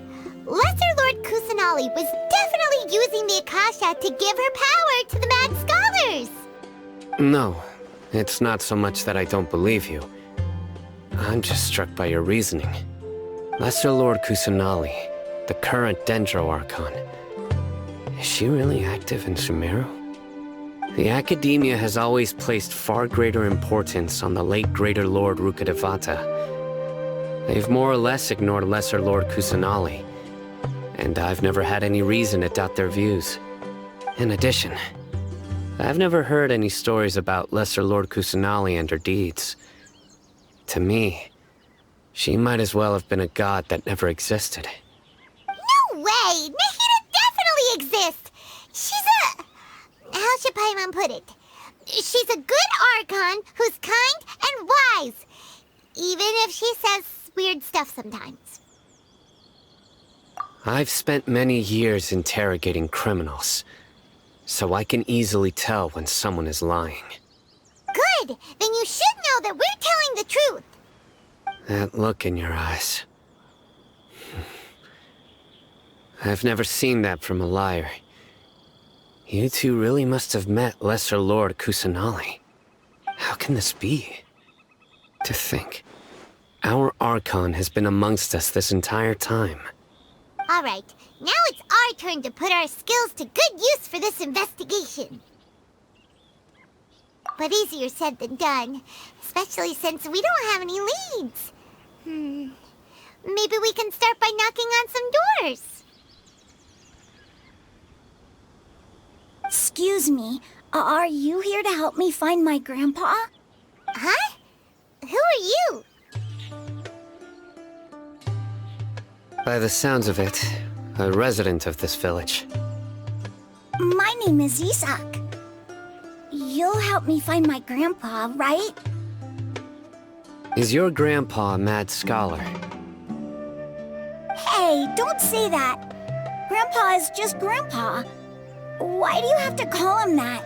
It's not like he's a bad person or anything. The person you're referring to is not a local, yet you are. Why do you call him Grandpa? Grandpa is just Grandpa. He's my family. I heard everything you said to the village chief. Please, you gotta take me with you. I want to find my grandpa. I swear I'll help. I won't be a nuisance. Ah, so you're the one who was eavesdropping on us around the village chief's house. I was planning to go out and take care of whoever it was, but I had a vague feeling that they didn't harbor any ill intent. Whoa, a Hatham wasn't kidding about Matra having sharp senses. Sino, he's just a kid. All he wants is to find his grandpa. Let's find a way to help him. Sorry, I was only listening in because I wanted to know where Grandpa went. Honest. If you don't believe me, you can ask Miss Candace. All right. But first, let's confirm the facts with Candace.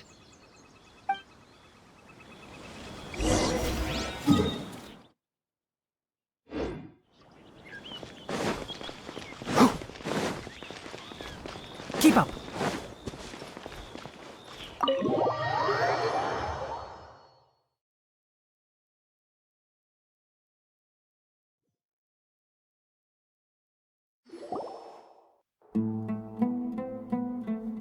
Sino is super vigilant. Is this what all the Matra are like? Ah, you're back already. We just wanted to confirm something with you. Do you know a boy by the name of Isak?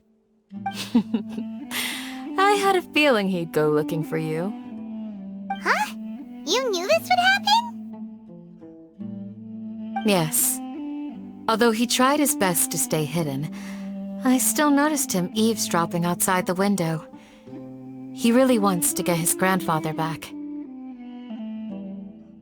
Isak's parents were both Eremite mercenaries who rarely returned to the village after finding employment in the city. He was raised by his grandfather. Unfortunately, it was only a few years before his grandpa passed away. Isak was still very young at the time, so various families in the village took turns caring for him so he could survive. Later, an elderly mad scholar arrived at the village. Isak thought the scholar bore a striking resemblance to his grandfather, and thus often spied on the man. However, the scholar was unkempt in appearance and incoherent in speech. Although Isak referred to the man as his grandpa, he was afraid and didn't dare to approach him. One summer night, the oft mumbling and bumbling grandpa suddenly calmed down and seemed to become more lucid. He even noticed Isak hiding in the distance. So Grandpa walked up to Isak and patted him on the head. He even took Isak to the entrance of the village, where he patiently taught the boy the names of the stars, and accompanied Isak until he fell asleep. The next morning, Isak woke up and wanted to go find his grandpa again, only to realize his grandpa no longer recognized him. However, even so, Grandpa retained his calm expression. It's said that those who saw the scholar claimed he no longer appeared to be crazy, but appeared to be living in his own world, almost as if he were sleepwalking. Isak was thrilled that his grandpa was able to find peace, and would follow him all the time, asking him things like, "Grandpa, want me to take you somewhere fun?" Or, "Grandpa, could you tell me stories about the stars again?" All this somehow just makes Paimon feel really sad. It seems like they both deserve so much better. Perhaps. Nearly everyone who lives in the desert has some form of hardship or regret. But even so, we must still continue on with our lives. It's also my reason for fighting. I must continue to protect this land.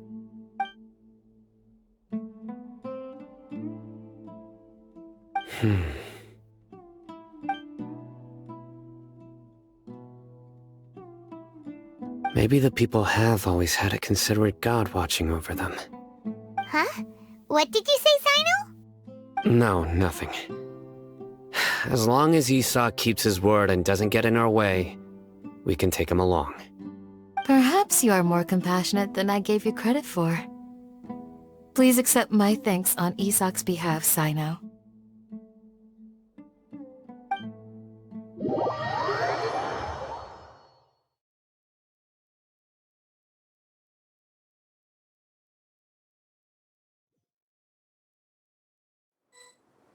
Hey, Isak! Oh, it's you guys! We've cleared everything up! Let's go find your grandpa! Really? Wow! Thank you so much! Yeah! Alright. Let's ask the local residents some questions first.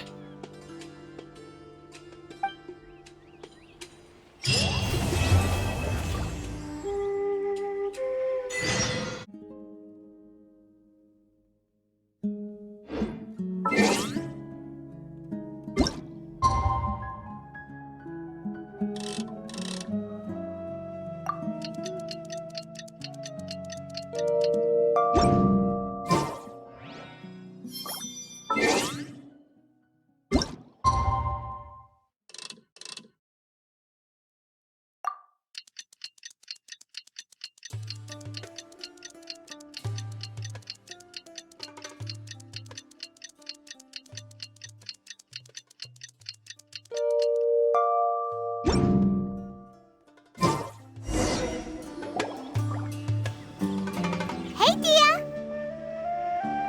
Right on time. We'll know any moment now. Paimon's been wondering. You seem to know Candace pretty well. Have you been friends for a long time?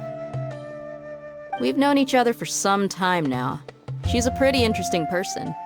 Even though she's an extremely strong warrior, she never misuses her powers against others. Oh, Paimon knows what you mean.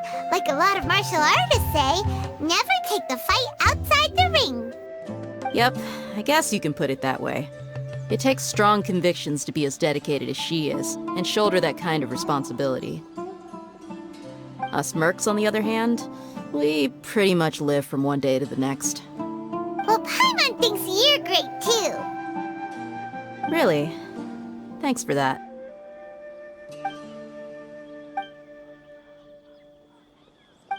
Oh, Sino's here, and he's pretty early too.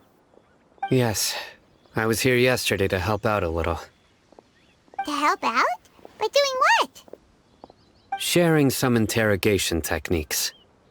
Oh, you mean you taught Candace some more persuasive methods? Right. Come on in, everyone. Come on, let's go inside.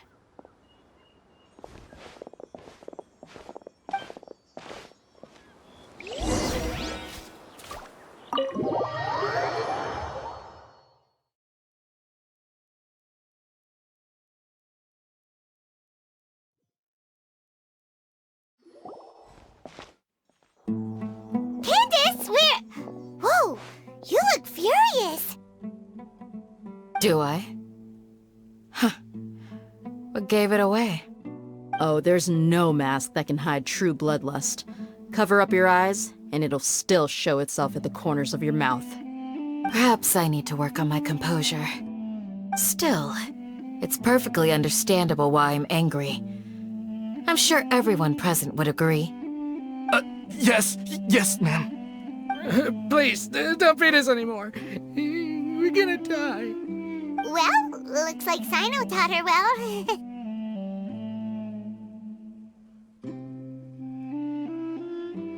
You fear death yourselves, yet you do not hesitate to place the lives of others at risk.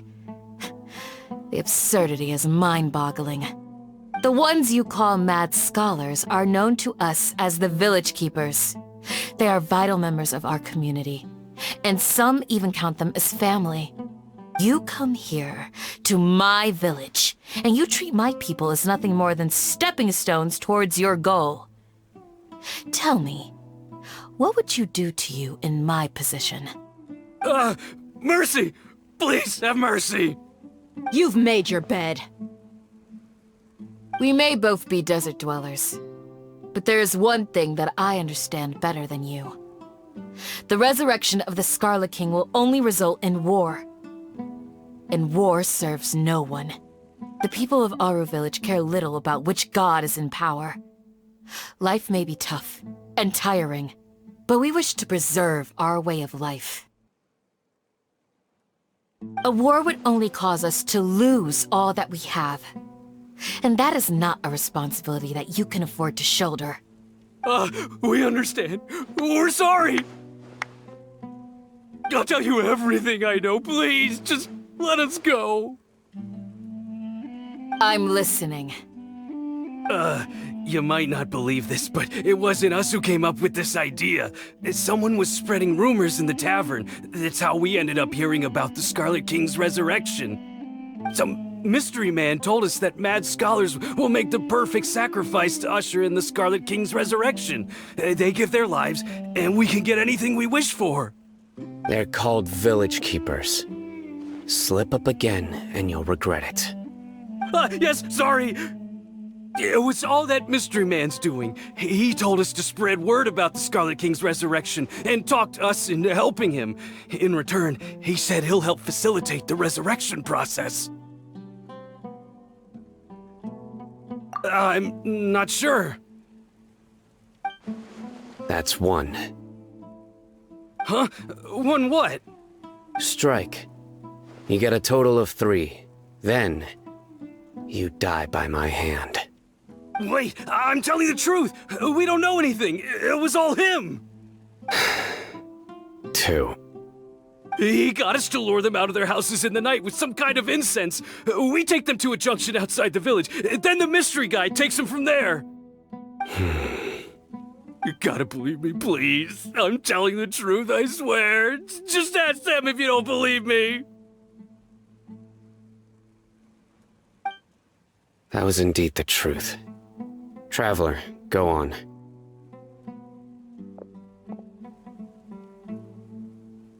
You have to believe me. If I knew that, I would have told you his name right away. I'm not risking another beating to keep his secrets. No way. That guy, he wears a cloak, and he's always careful to cover his face. He calls himself the Scarlet King's envoy. I believe I may know what's going on. Uncle Anpu? What do you mean?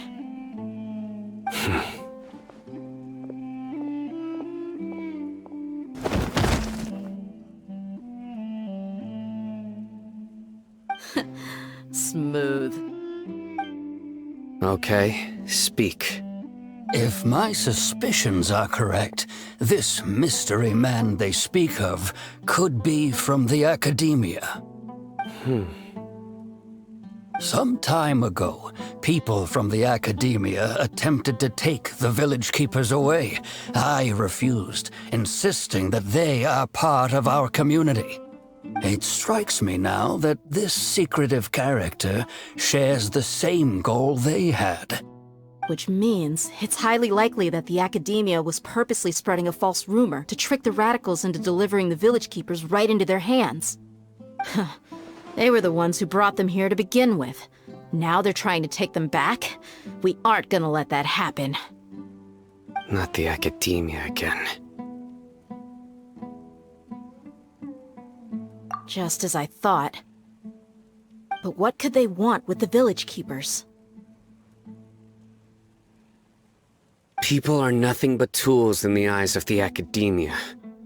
A change in their plans likely means they found another way to exploit the scholars.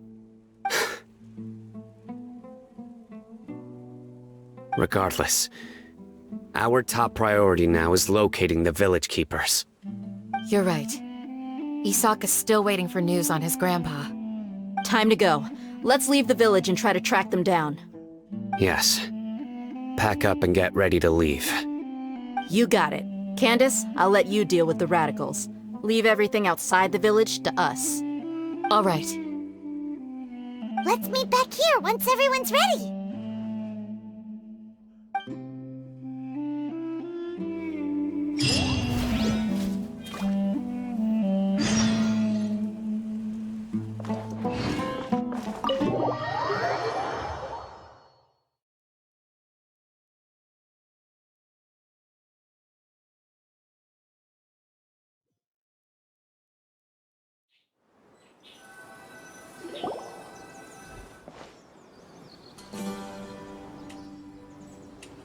Let's get some food in us and then we'll... Whoa! Where did you come from? Well, as you can see, I am merely sitting here and reviewing what we have deduced thus far. You were gone for ages! And now you're suddenly sitting here musing to yourself? Where have you been anyway?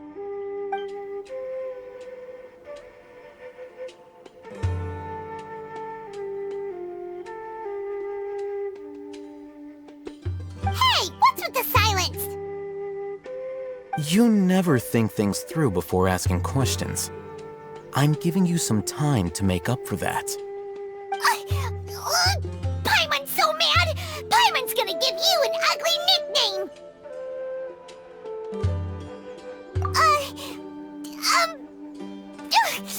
Never mind! Paimon's got nothing. There's just nothing super obvious to pick with this guy. It makes it so hard. Well, you've heard nothing to suggest I left this whole time, so clearly I stayed in the village to investigate.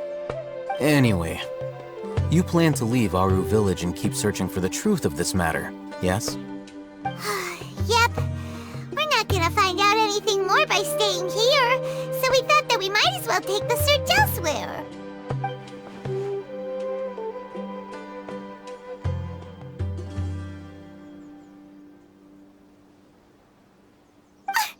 Enough with the silent treatment! No. I'm just surprised that you decided to team up with him. All Hatham. You haven't helped us out at all ever since we arrived at Aru Village. Bold of you to question our choices. Yeah, you're all talk! While you were investigating, I had my own work to do, which I've now finished. Really? Paimon doesn't believe you. To be honest, we aren't really a team, so I have no obligation to inform you of my whereabouts.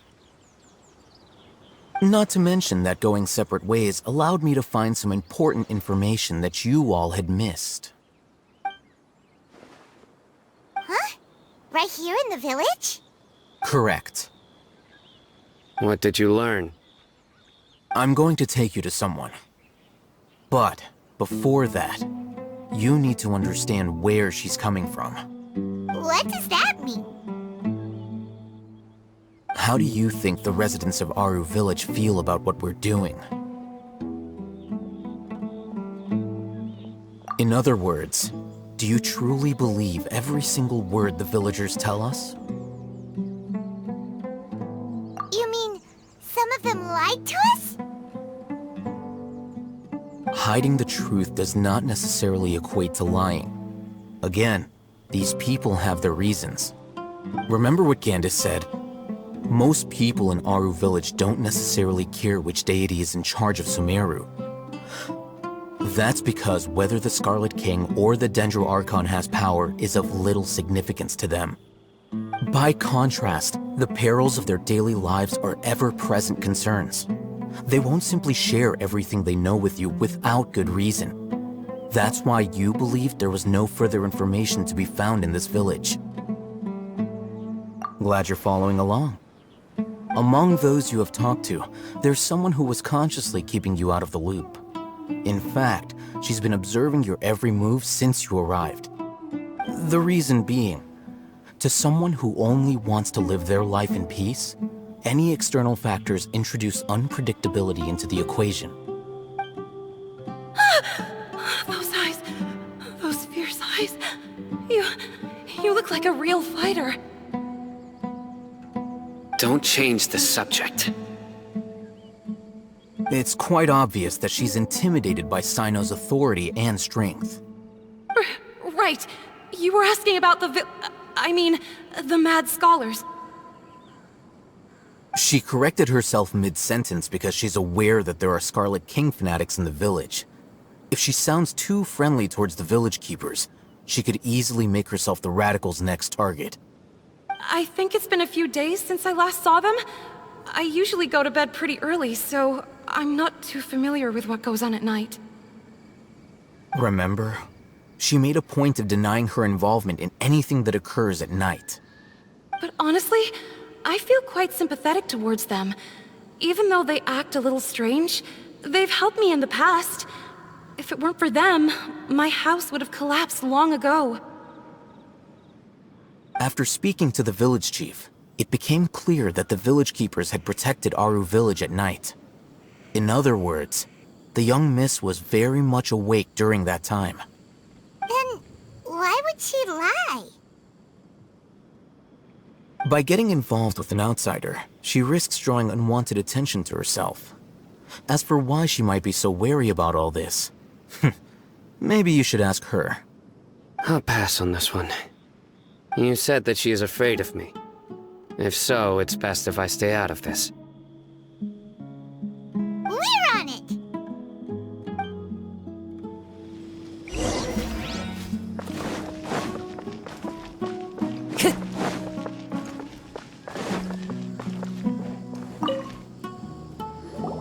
Miss Shawnee, as we discussed earlier, I've brought someone with me. Mr. Alhaitham, I'm aware of where you stand, but how can I make sure that your friends think the same as you?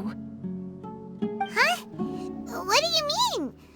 We need to clarify our stance or something? Go ahead and talk to her. You'll get the answers you want. Go on. Earn her trust. Is it really that simple? May I call you Traveler?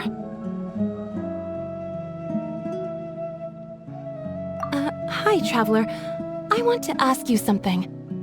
Do you think the resurrection of the Scarlet King can truly change Sumeru for the better? Why's that?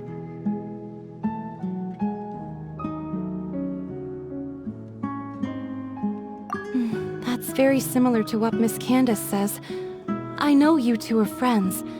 That's why I'm willing to talk to you, even though I do have some reservations. Before, I wouldn't even have the courage to ask something like this. Traveler, do you believe our lives will get better? Yeah! We came here from another nation, so it isn't wrong of you to be weary. And we aren't really residents of any one nation. But even so, we've met lots of people from different places, and we've always fought for what we believed in. We have friends in Sumeru, and we want to help them. That's why we decided to stay here for a while.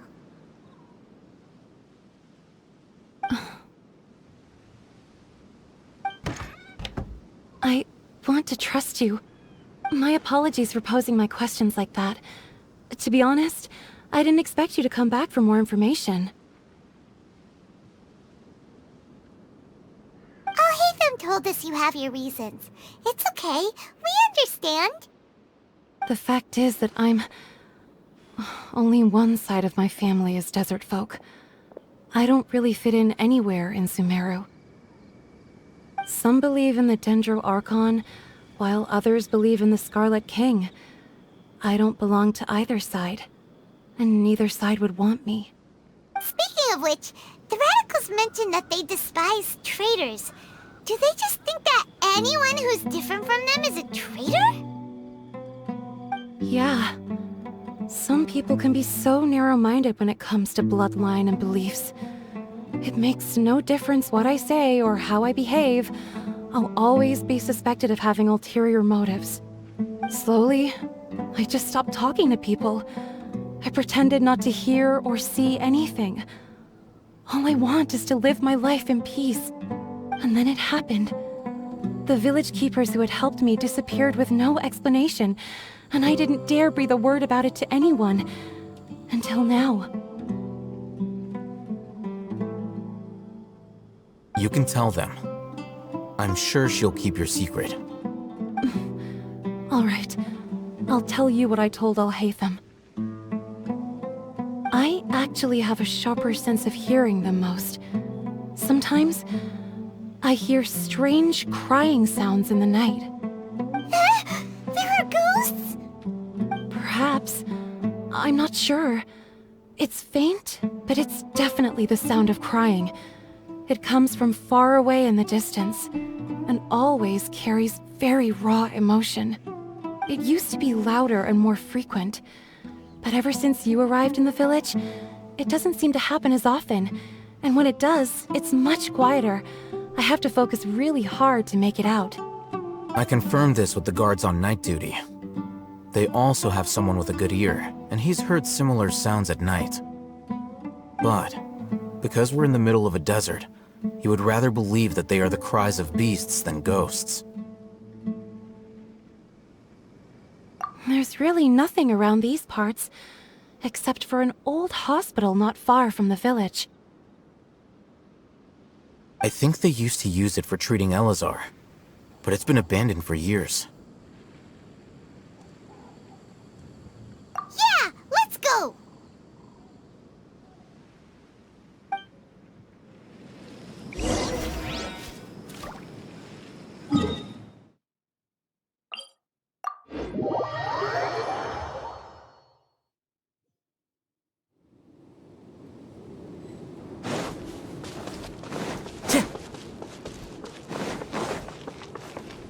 Time to go.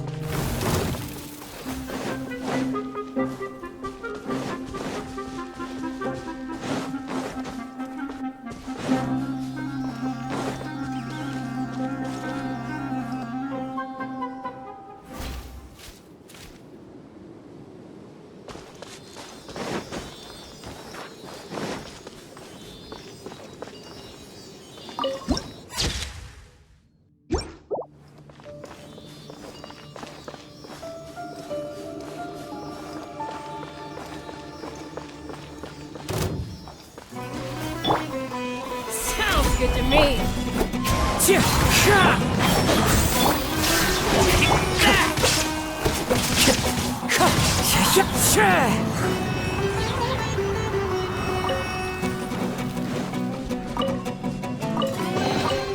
Brings a smile to my face. Wind strike!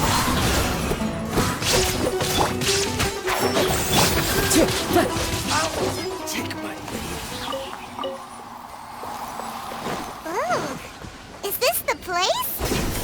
It's in terrible shape. And there's sand everywhere. Empty and forgotten. An ideal place to hide people.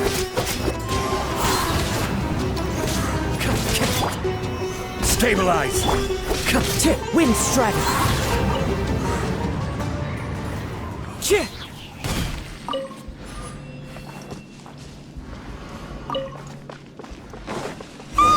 Monsters! Watch out!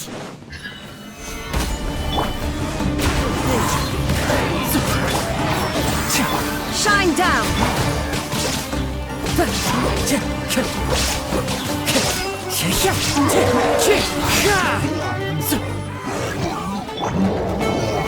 Solidify! Illusion shattered!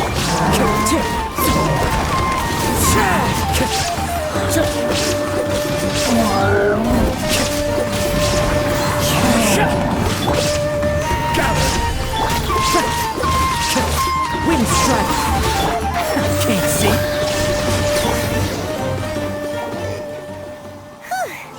They were easier to deal with than Paimon had expected. Super strong bandits? Or monsters taller than buildings dropping out of the sky? Or, something like that. He looks super serious. We gotta stay on our A game too. This is the one.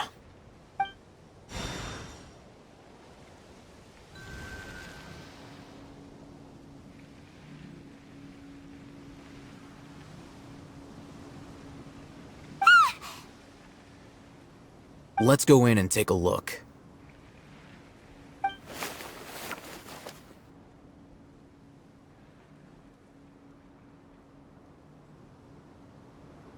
Hey, Hatham, we haven't found squat. Are you sure we aren't wasting our time here? Patience. Shawnee says she only hears the crying at night. We have time to burn. Until then, I'm taking a break. And just like that, he sits down. Wait, he even brought a book to read? What are you reading? Let Paimon see!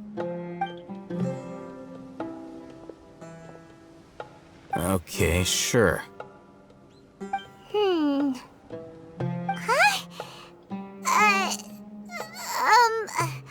The natural position, which is the positional propensity of an entity in natural motion in contrast with an object in forced motion? Huh? When free from external influences, every entity displays the tendency to follow its natural trajectory? So, you got that? Oh, Paimon gives up! You keep reading your book, see ya! How is he so relaxed? Look at him, reading an impossible book in a creepy place like this. Hey! Paimon's your Teyvat travel guide! Paimon knows plenty of useful stuff already! And anyway, it's not Paimon's fault that the books people read in Sumeru are so complicated!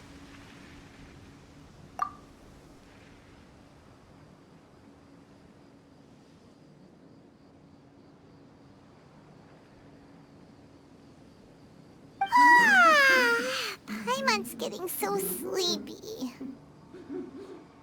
Huh? What was that sound? There it is.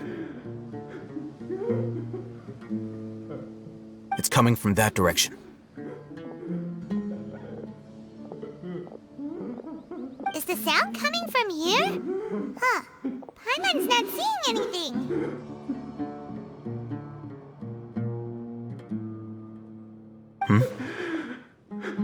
It's from below. But there's no way we can get down there. Something is off about the interior here.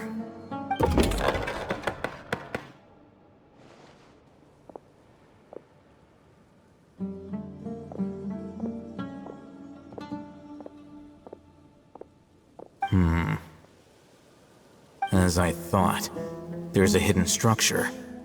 Wow. It's like they tucked another hospital into this one. Oh, it looks like there are other mechanisms around here. Let's keep exploring.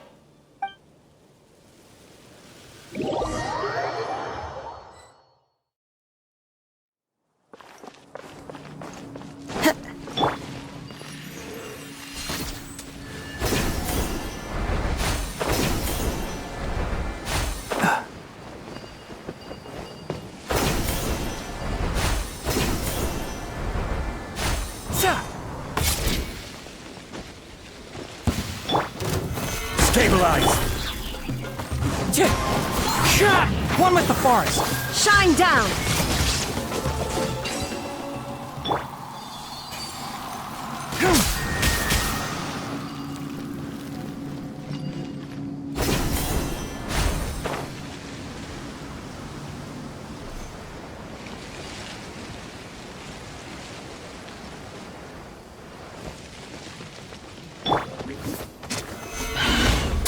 Wind strike! Can't see. Illusion shattered! Gather!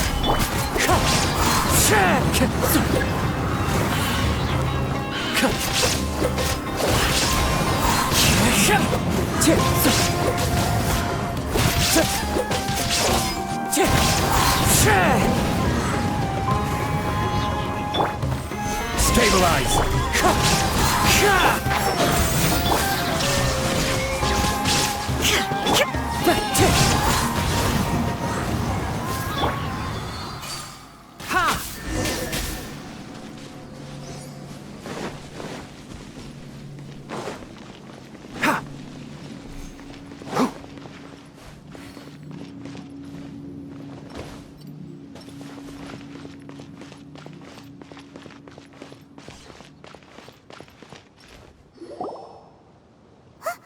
Look!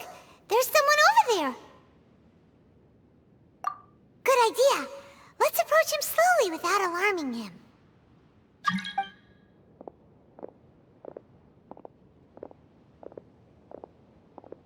Wait.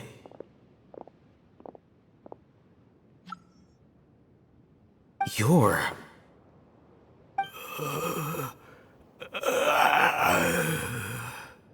He can't speak, and his eyes are unfocused. But he looks too young to be anyone's grandfather. Also, why is he the only one here? Didn't expect to see him here. You know him? He's Razak, a senior of mine at the Academia. He's a scholar too? Is he the kind that holes up in a forest and mumbles stuff about training? No. And that's the problem. Razak was never involved in any of those things. He never trained in the forest, let alone reach Satyavada life. Leaving that question aside for the moment, him being here alone means that we might be too late. Looks like they've already taken everyone away. For whatever reason, they left Razak here. Perhaps they simply didn't have time to come back for him. There are drag marks on the ground. They're clearer by the doorway. Someone was forcefully drawing a cart that was loaded with something heavy. Loaded with people? That is one possibility. It looks like they were in a hurry, as if they were afraid of being caught. In their haste, they failed to notice Razak hiding in a corner. The symptoms are identical. Looks like we found living proof. Huh? Why do you say that? Allow me to jog your memory. Recall your time at Port Ormos. Don't you think his symptoms look familiar?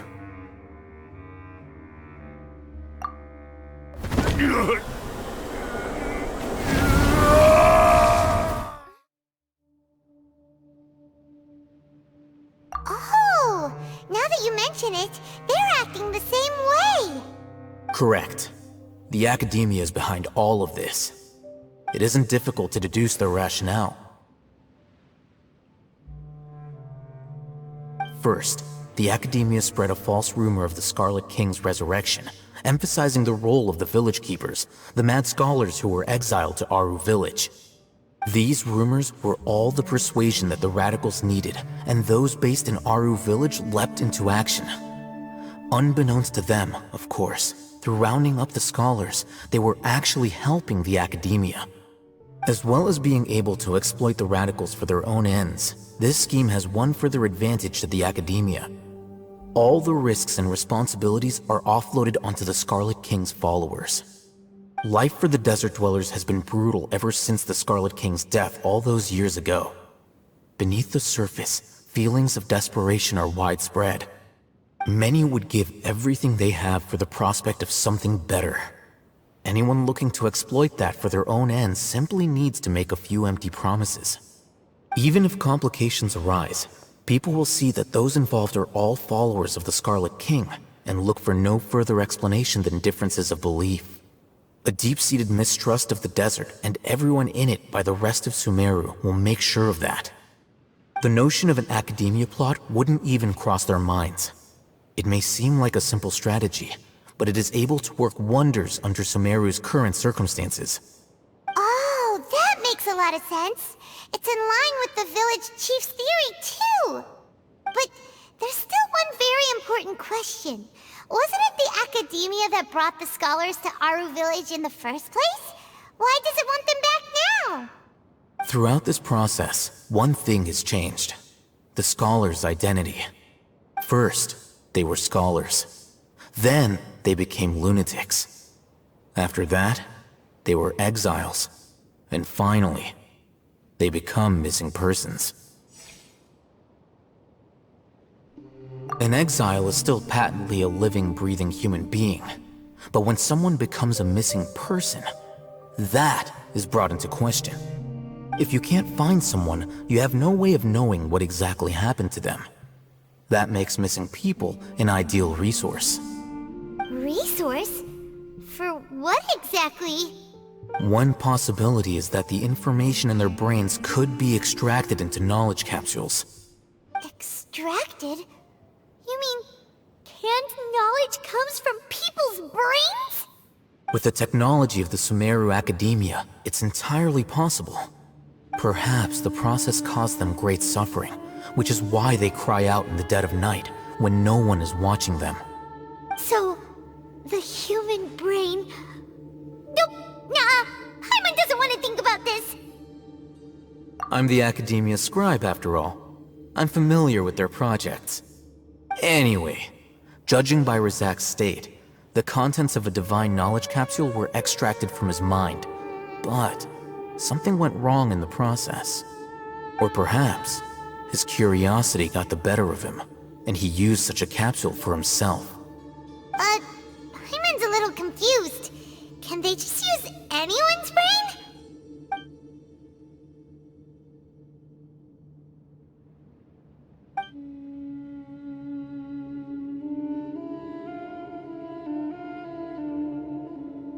The look on your face tells me you've realized the answer.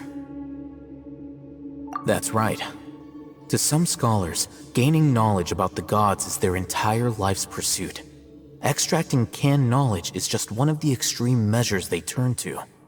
However, I can't help but wonder, what do they seek to gain from divine knowledge? The Academia is going out of their way to look for forbidden knowledge, but what is their ultimate goal? I've spent quite some time trying to analyze the contents of the divine knowledge capsule, but to no avail. It seems like my way of thinking is too different from theirs.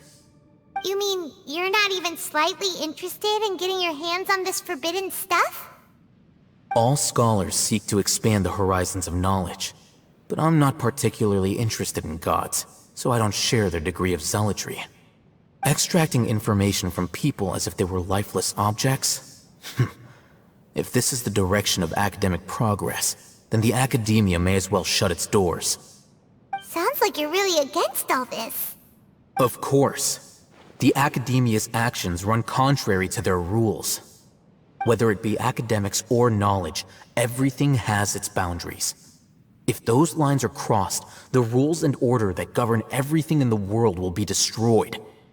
This matter needs to be corrected, just like fixing a typo in a book. Wait, didn't you step in to help because you felt sympathy for those poor people? Not to be callous, but no. My criteria are a little more restrictive than that. There is no shortage of suffering in Sumeru, and the same can be said for the rest of Teyvat as well. What do you plan to do about that? Save every last person? Probably not. Paimon's not sure. You can say that. Simply put, I don't blindly place my faith into strength or heroism.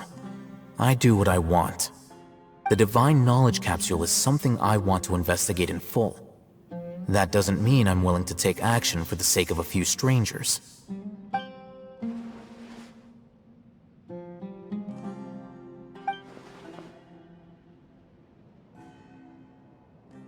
Paimon's been wanting to say this for a while. There are a lot of bad guys in the Academia, but you're not one of them. You're their weirdo. You're probably right. Though I must say, I quite enjoy this feeling of being the odd one out. Uniqueness is also an asset, is it not? Wow, that's a great way to think about it. Paimon's really impressed. If only Miss Shani had a similar mindset, her life would definitely be a lot easier. I'm just a more likable person than her in general. There's nothing more to it than that.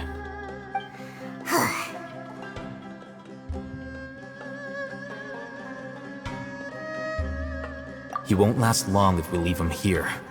Let's take him with us. We'll work out our next step after we return to Aru Village.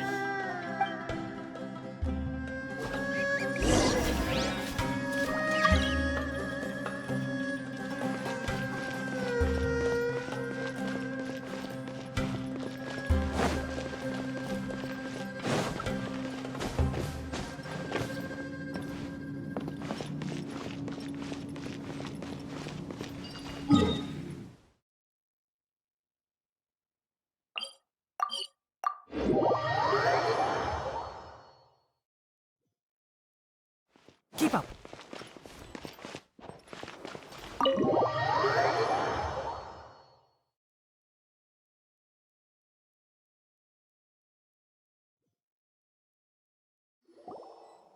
We're back! You must be tired. You should rest and take some water.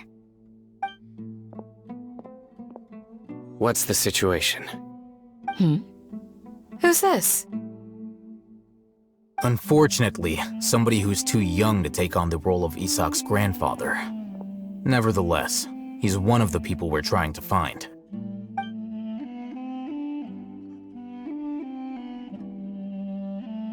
So, at one point in time, the abandoned Elazar hospital served as the Academia's site for extracting divine cant knowledge.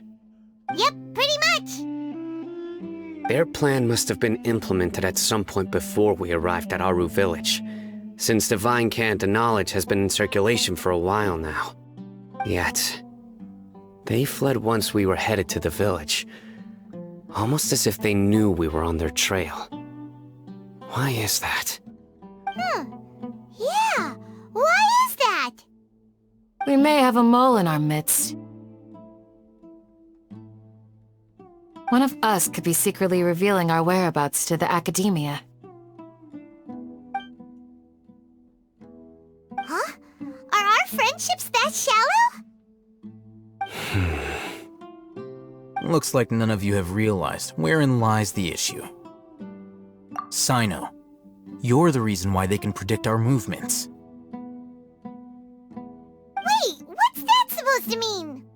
Choose your next words very carefully. It is simply a logical inference. I have my reasons.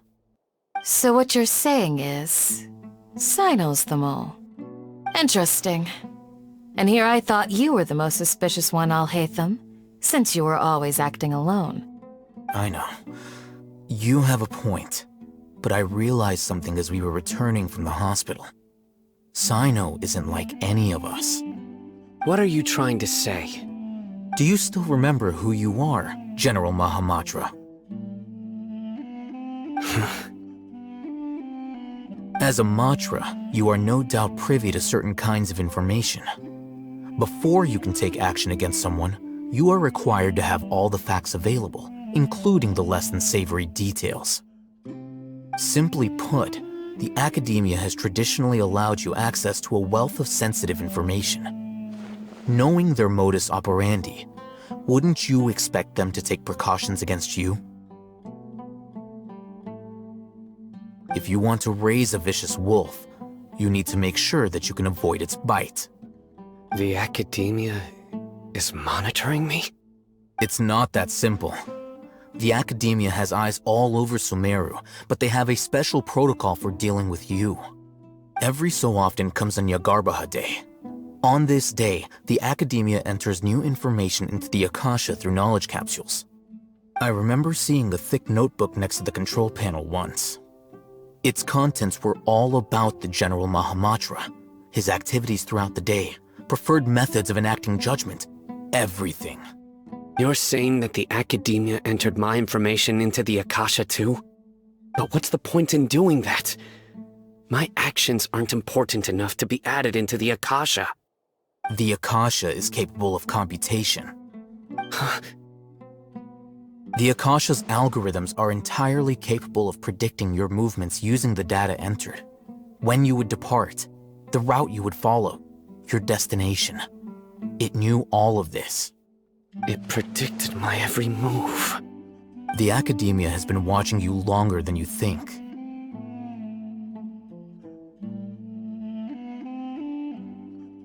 So that's how it is.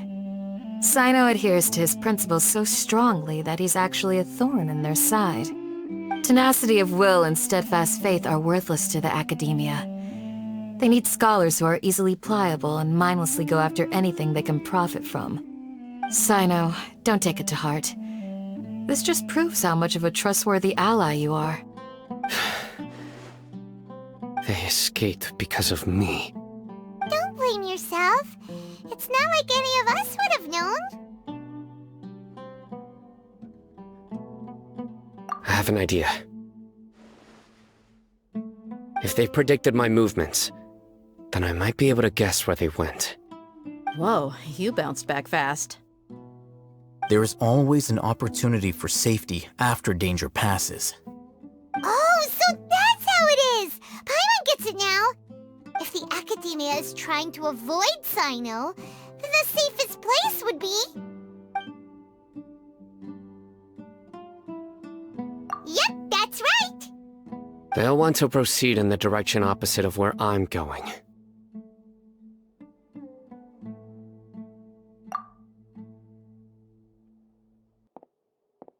I must go. There's also something I want to investigate. Let's go, guys! After him! Please, wait! I want to go too! You want to go too? If so, you have to promise you'll stay safe. I want to find Grandpa. I promise I'll be careful and not cause any trouble. Everyone, I leave him in your hands. Yay! Let's go! Remember to pack some food with you. Paimon feels like we're missing someone, though.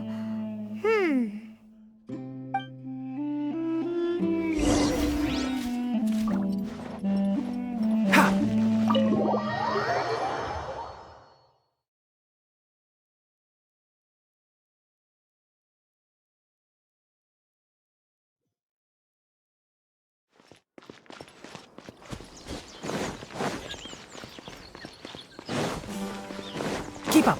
Hi.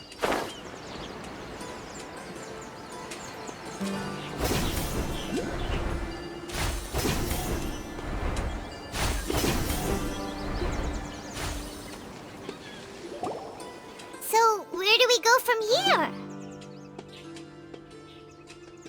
Yes. After leaving the village, we should head straight toward the desert.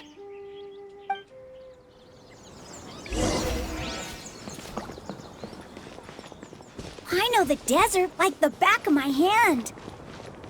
Is that because you play here a lot? Yep. One time, Grandpa almost got lost in the desert, but I was the one who brought him back.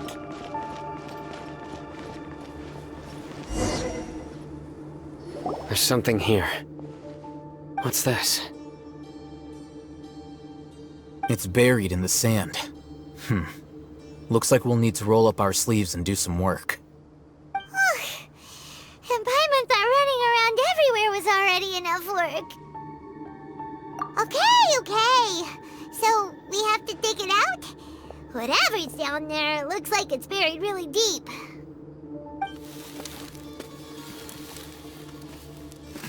These are likely fragments of an Academia-developed device, something akin to a headset. Looks like there were more than one village keeper. They must have been escorted this way because there are device fragments scattered around here. Let's split up and search the area. Chances are that we'll find other things nearby.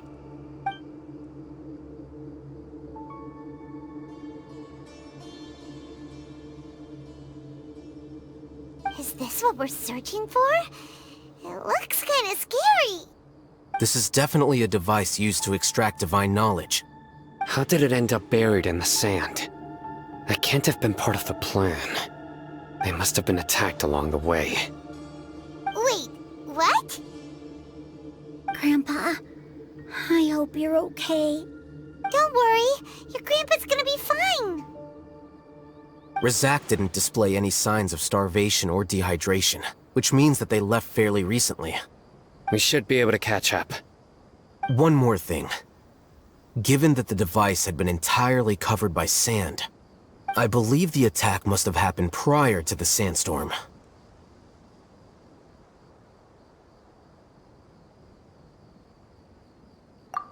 Let's keep going. They can't have gone far.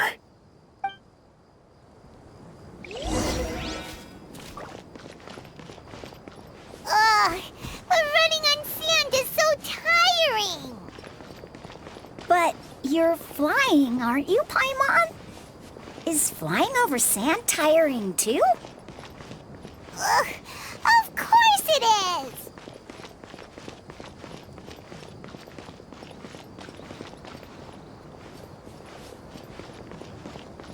Voices, over there. It sounds like an argument. Whoa, you have really good ears. Don't get any closer. They'll notice us. Dia's talking with the Eremites? Very interesting. Let's listen in. If you had informed me sooner, there'd be plenty of room for us to... You're one of us. We would never lie. Scholars. You don't know as much as I do. Need me to... I knew it. That's our Dia. Dia? Why would you... Dia! Hey, what are you doing? Huh? Didn't you say you'd help me find Grandpa? Why are you on their side? Well, look who's here. Ain't that something? This complicates things. You've betrayed Aru village? So, this is the great General Mahamatra. Dear, you'd be better off as my assistant than hanging around with this motley crew. Seen for yourself. I have the means and methods, and my ideals are far more admirable than theirs. I'm not the type that's easily swayed, Raman. You of all people should know that. Wait, what's going on, Dia? Whose side are you on here? Shut it, Paimon. It doesn't matter. Whichever side you pick, nothing could deter us from the grand mission of resurrecting the Scarlet King. Once our Lord of Old returns to this land, we will have a new beginning. Face the facts, Raman. It's not gonna happen. You should understand that more than anyone. Have all your years as a merc taught you nothing about placing hopes in a ruler? I'm a desert dweller and a proud follower of the Scarlet King. Whether I live by the edge of the sword or in peaceful comfort, my soul will always carry this conviction. It's not too late yet. The village mad scholars aren't gonna bring the Scarlet King back to life. You don't understand, my dear lady. Pursuing our faith is our purpose in life. Even if the chance of success is 1 in a million, we must be willing to give everything we have. Even if it'll expose you to the academia? Even if they end up disbanding the Eremites? Your Eremites, which you've worked so hard for all these years? Yes. We've waited a long time for this day to come. The sun and the moon no longer shine here. All you see now is cracks in this desiccated land. But fate has finally dealt me a hand to play against the Academia. With these scholars in our custody, we'll stomp the Academia's forces and fight our way beyond the wall of Samiel. Ridiculous. Think about it. The Academia controls the entirety of Sumeru. Your powers are negligible in comparison. If you still don't believe me, then try asking these 2 men. They're also against the Academia, but neither of them are as arrogant as you are. They look more like pawns of the Academia to me. Why would I listen to anything the people of Greater Lord Rukkhadevada have to say? Filthy traitors. Your god abandoned all honor and betrayed the Scarlet King. We desert dwellers will never trust the likes of you. It's impossible to communicate with someone so hostile. Perhaps we should. Do you really believe that by kidnapping the scholars, you'll be able to negotiate with the Academia?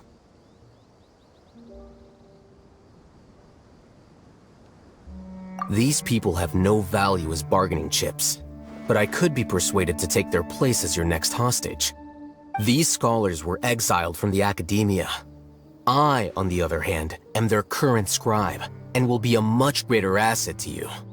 Wait, you can't be serious. So, you want to trade places with the hostages, do you? Precisely. Any wise person would gladly accept my offer. What are you thinking? What if they decide to kill you instead? Well, that would be bad luck for me. However, I'd get the chance to observe the scholars, perhaps even find out the truth. Think you can talk me over with that confident look of yours? I'm not trying to persuade you. I'm using this as a means of joining forces against the Academia. You are the scribe. What do you have against the Academia? Not all desert dwellers believe in the Scarlet King, and the same applies to the Academia. Why must all knowledge seekers approve of the Academia's way of doing things? You Academia scum! Every last one of you is nothing but a hypocrite, just like everyone else on the other side of that wall. I've made myself clear enough. I won't listen to another word from the Dendro Archon's people. Not so fast. I'll hate them. Do you stand by everything you just said? I never make empty promises. You know you're making a dangerous decision, right? I do. Good. Raman, hear me out. These people are my friends. Maybe you can't take the followers of the Dendro Archon at their word, but what about me? Do you trust me? We've known each other for years. Of course I do. In that case, I'm willing to vouch for their honesty with my right arm. Come on, Raman, don't be a coward. If you're serious about taking on the Academia, you need to steel yourself. You can't be afraid.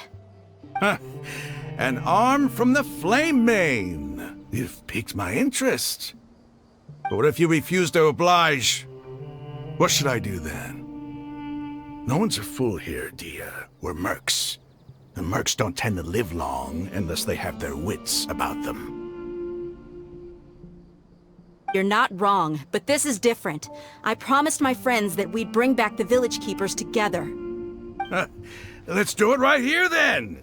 Give me your right arm as proof of your resolve. Don't listen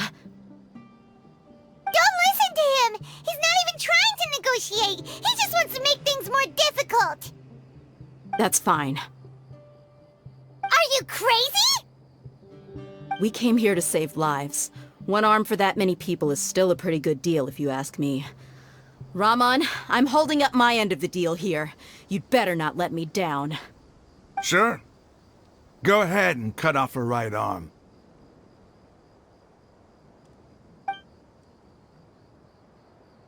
No!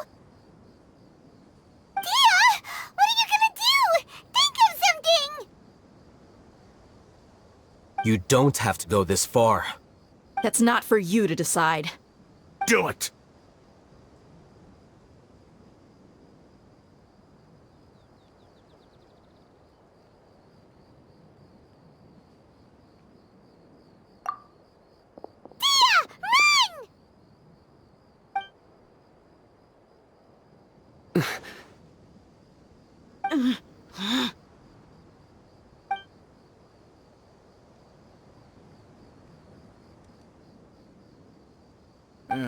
Stop!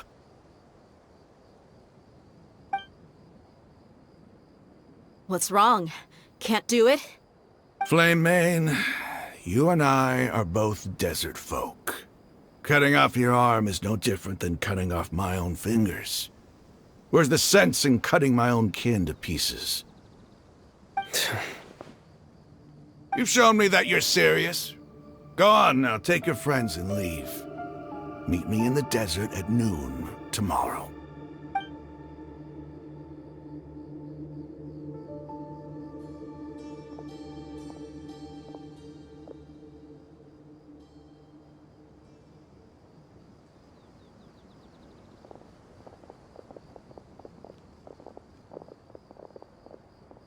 Phew. I was really counting on him not going through with it. Dia! That was crazy! Have you all lost your minds? What if he'd actually cut your arm off? Then I just have to hold my claymore with my left arm. Okay, I'm sorry. But sometimes when you're out on a limb, you gotta double down to seal the deal, you know? Don't ever make a promise like that again. I can deal with the likes of them. If it came down to it, you would not lose to them either. I don't doubt it, Sino. But this is about more than me and them. There's a lot more where they came from. Even if we got rid of one bunch of radicals, there are others out there. Wiping them out would do more harm than good. As you wish. I'm sorry, Dia. I should have stayed put and listened. I should have trusted you. It's okay. I promised you I'd help find your grandpa, so I'll do whatever it takes. Whatever it takes?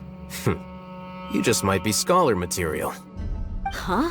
Are you serious? The Eremites once said that I was a lunatic. Perhaps a little madness is essential to be successful in research. Why does it feel like he's using his praise for me as an excuse to brag about himself?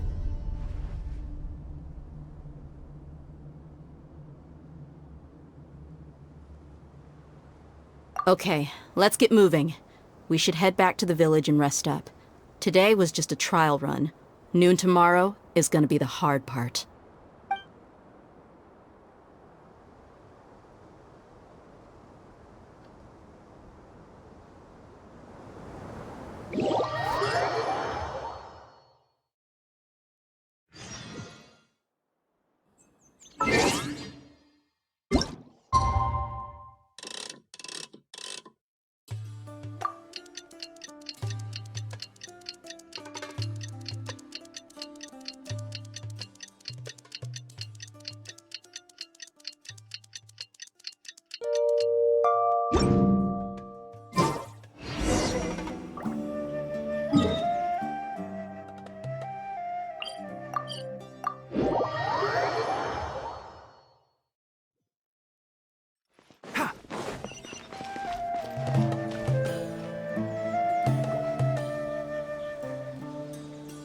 You're all here so early.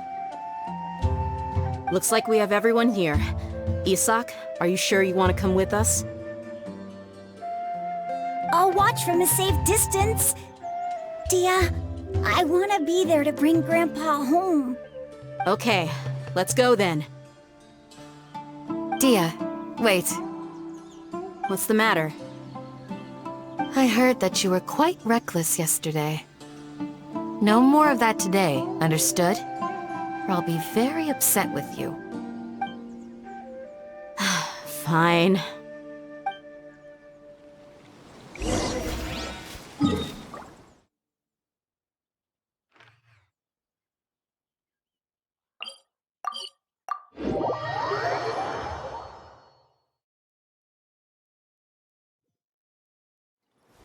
Ah, it's so hot. Even a mist flower would melt in this heat. Now that I think about it, it wouldn't. But you'll get what I mean. Oh.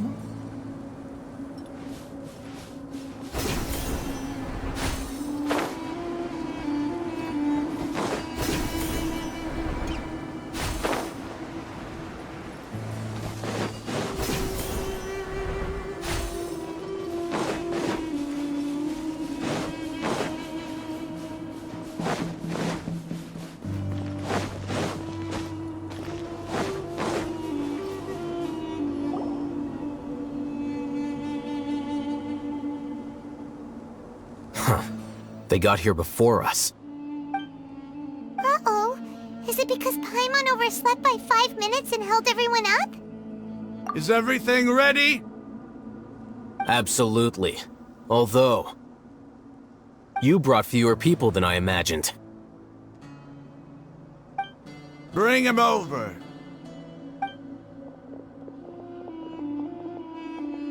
Grandpa! Why is there only one of them? Rahman, I've always thought of you as a man of his word. What's this about? It's a one-for-one exchange. Sounds fair, don't you think? And let me put it this way. Agreeing to any kind of deal with the Dendro Archon's people is already a huge compromise on my part. Don't you think you've asked enough?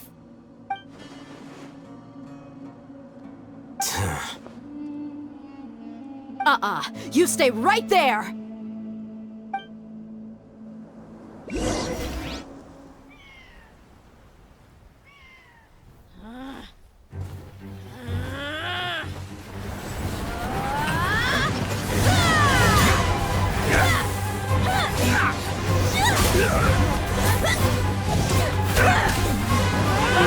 Boy, what do you think you're doing? Grandpa! see this blade here? You coward! Why are your hands shaking? Wait a second! It's a earthquake!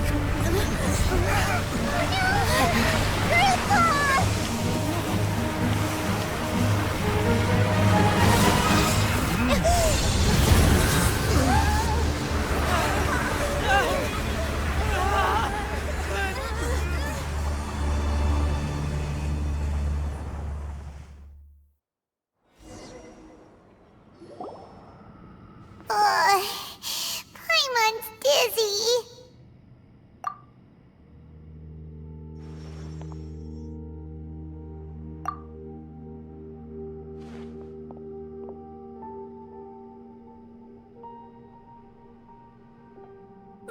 This day's going just great.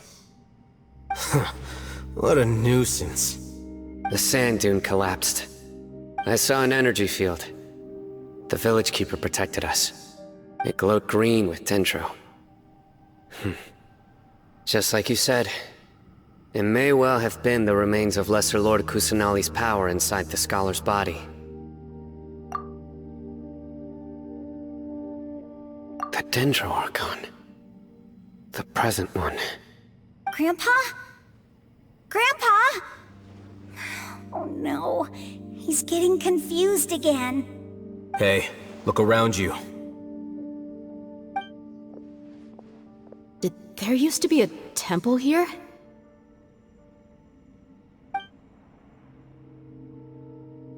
It seems that when the sand dune collapsed, it exposed these underground structures. The symbols on the gate belong to the Scarlet King's civilization. This structure must be ancient. Over time, the sandstorms completely buried it and left it in the state we see now. It could have been an underground palace in the distant past. Oh, a miracle. Praise the Scarlet King! What's he doing here? And his men too? They must have fallen down here with us. Pretty lucky if you ask me. Most of them seem in really bad shape. Except for him. He got off lightly. Mind your head. No, this isn't the time for conflict. Our exalted lord has shown us the way to his sacred palace. He's not actually gonna go in there, is he? As it happens, I want to take a look inside too. What are you doing? Don't you think it's curious? 1 minute, Lesser Lord Kusanali's power protects us from harm, and the next, remnants of the Scarlet King's civilization appear. Two major deities are vying to showcase their power to us. It would be a shame not to witness them both. Paimon thought you weren't interested in gods. Indeed. In my view, gods are just a higher form of living being. Or creature, you could say. New discoveries are always worth investigating. Whether they have anything to do with gods is neither here nor there. Raman, what are you gonna do about your men? I'll just let them lay here. The Scarlet King will take care of his people. Right now, I'm going inside.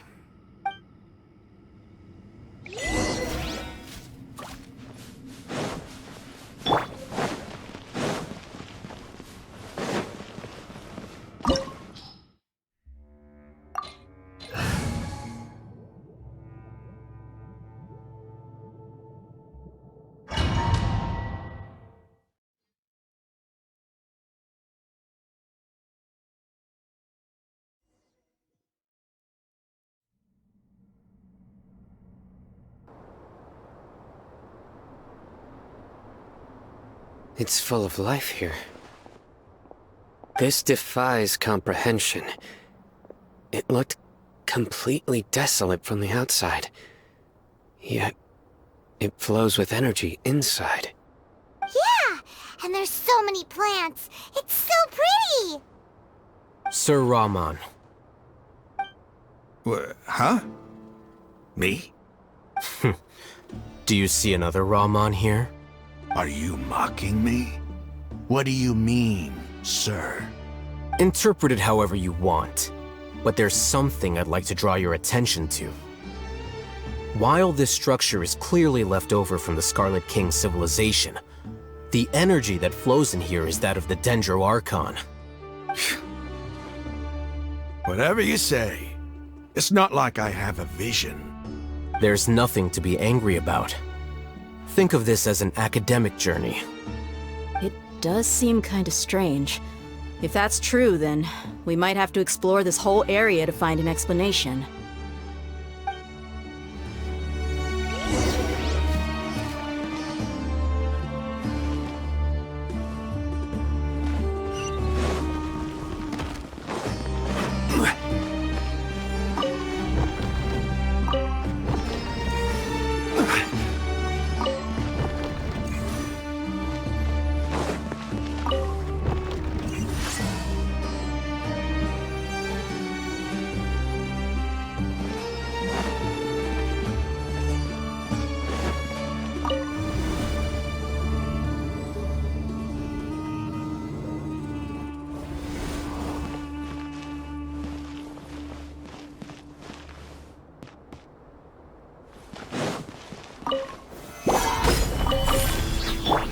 Into the wind.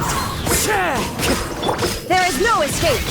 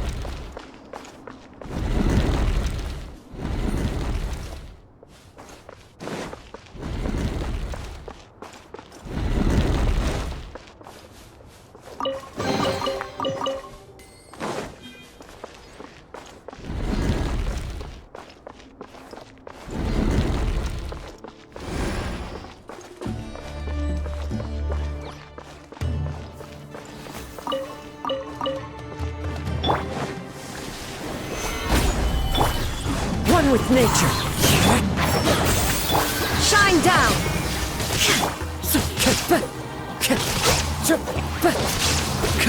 Wind Strider. Time to go.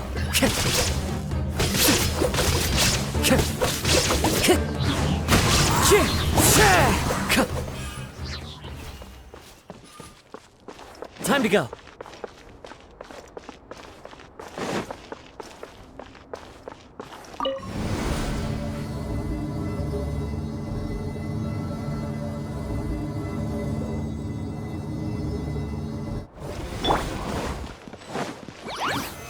Solidify! The wind knows me. One with the forest. There is no escape.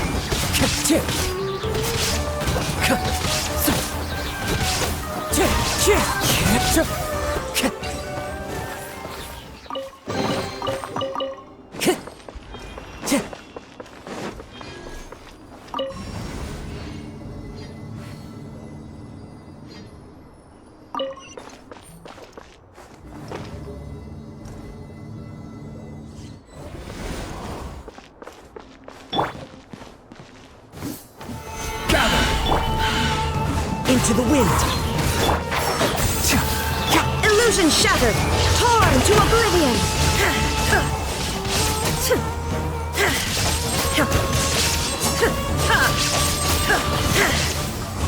There is no escape.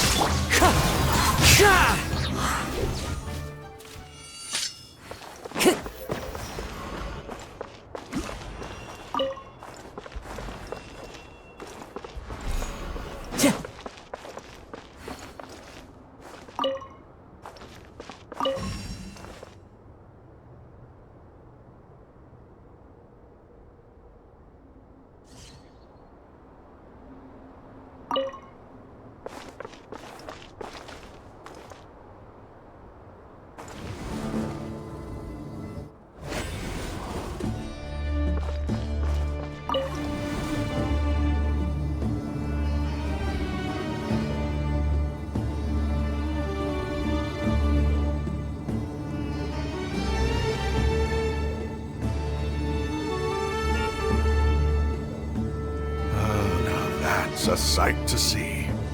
The Scarlet King's splendor surrounds us. There's so much vegetation here. It's different than what I expected. Sure are a lot of plants for a desert. That's what I call divine providence of the Scarlet King.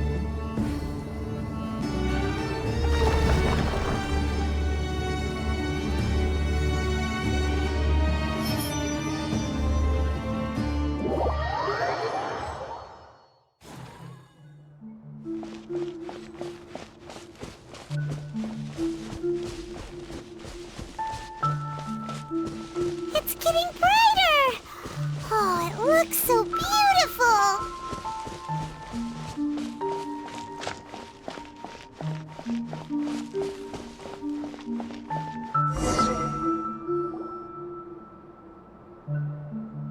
Wait. What's that?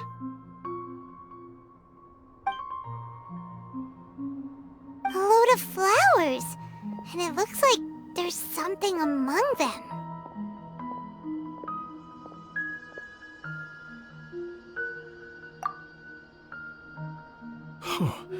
These are Scarlet King runes. They left something behind. Yes. It's an elegy written in an ancient script. What does it say? Here lies our faithful priest Kasala. His wisdom is a miracle among the people, deserving of high praise and admiration.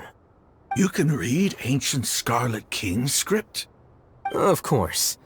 Every student needs to master at least 20 languages before they graduate. He's not serious, right? There's still something off about this place. The elemental energy here is too concentrated. The scent of life. Is it trying to tell us something? Is this it? Analyzing.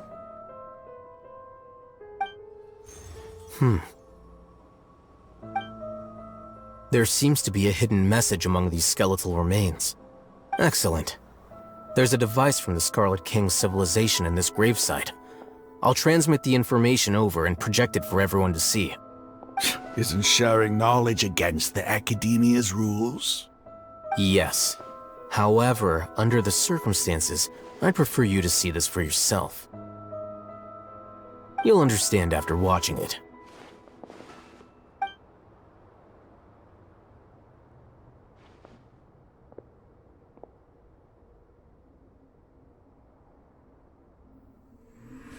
Civilization is born of knowledge, but so too can knowledge be its demise.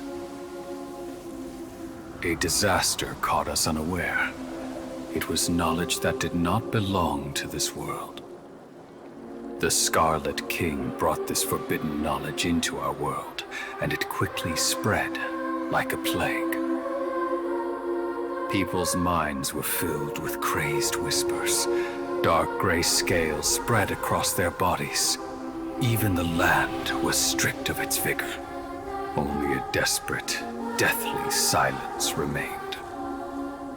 Were it not for Greater Lord Ruka Devata from the forests, the damage would have been irreversible. She summoned the priests to build temples and infused into them the divine power of life. The disaster was miraculously tempered, and the embers of our civilization were preserved in Aru village. Alas, the miracle could not last. As long as forbidden knowledge continued to exist, it would forever blight this world. In the end, the proud king of the desert, my eternal lord, chose to sacrifice himself. I have spent my whole life since guarding one of these many temples. But now, my duty is coming to an end. As I close my eyes for the final time, the sight of that noble deity will appear in my vision once more. In helping the Scarlet King to eradicate forbidden knowledge, she exhausted her strength, and her form became that of a small child. How strange. Now that I think of her, I no longer have any fear of death, for I sense that the spirit of life will abide with me during my eternal sleep. Children of the desert, cling no longer to past grievances, but hold tight to the memory of this act of benevolence. What was that? The priest's memories. No, impossible. Greater Lord Rukkhadevata. So the former Dendro Archon and the Scarlet King were never enemies at all. But this doesn't make any sense. The Dendro Archon's followers, they're clearly... Was that the former Dendro Archon? She became so tiny in the end.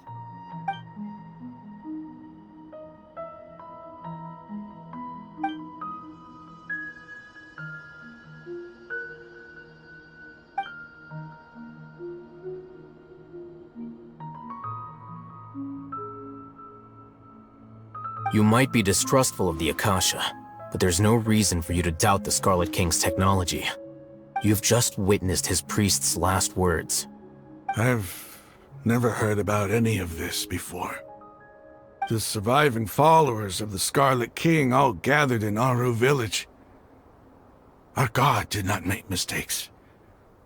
We refused to believe any of the rumors. The Scarlet King's death, the all but total annihilation of our civilization.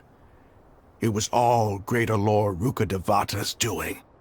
We saw her as nothing more than a traitor. He stabbed us in the back in our moment of crisis. Just like us humans. Fighting, feuding, double-crossing each other to survive in the desert.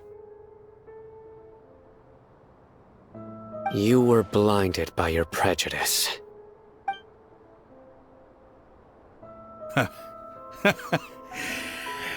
If I hadn't seen this for myself, if I hadn't witnessed his last words with my own eyes, ears, and heart, how could I ever begin to accept this? The truth is so far from what I've always known. Am I really supposed to believe that after all these years, all this time seeking revenge, suddenly now my enemy is my savior? Raman, that's enough. Give it a rest. You're starting to make a fool of yourself. Dia, tell me, my Eremites and I, what are we even fighting for?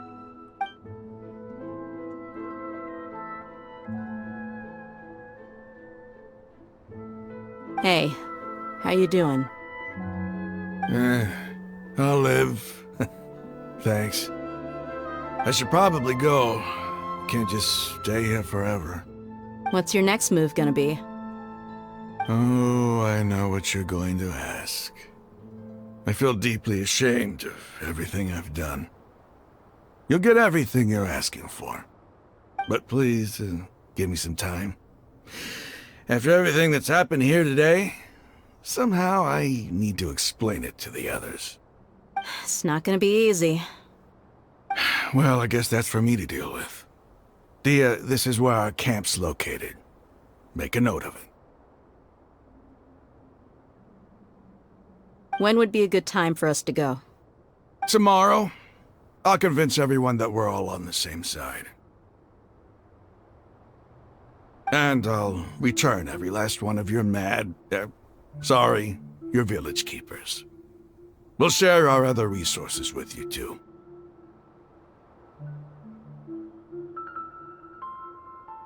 You seem to finally understand that our true enemy is the sages. Yes. The gods never gave up on anyone. It's the people responsible for all this that need to face the consequences of their actions. That must have been rough, but he seems to have figured things out now. Raman's no fool. Being the leader of your own faction in the desert is no easy feat. It's too bad he was held back by his belief in the Scarlet King. But now that that's changed, I guess we have a few more people on our side. The outcome, at least, is favorable. We should get going too. Let's head back, have a proper meal, and a nice, long sleep. We'll need all our energy tomorrow.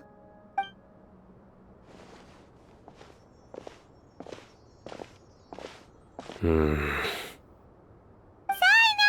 leaving! Stop yelling.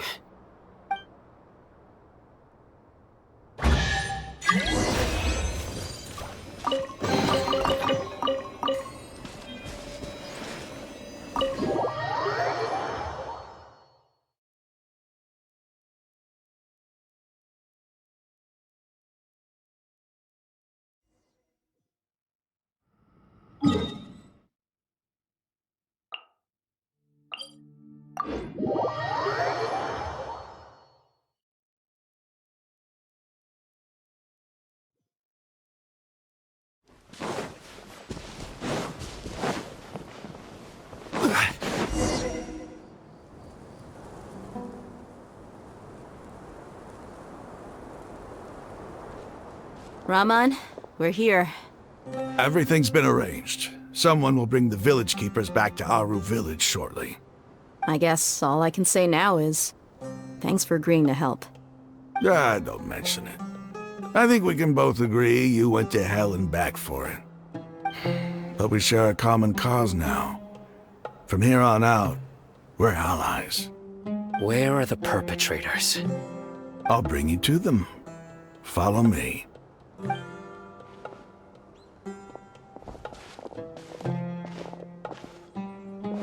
So these are the people who kidnapped the village keepers. Oh no, it's the scribe! There's no need to yell. No one can help you now. We've been all over the desert trying to find you! That's right.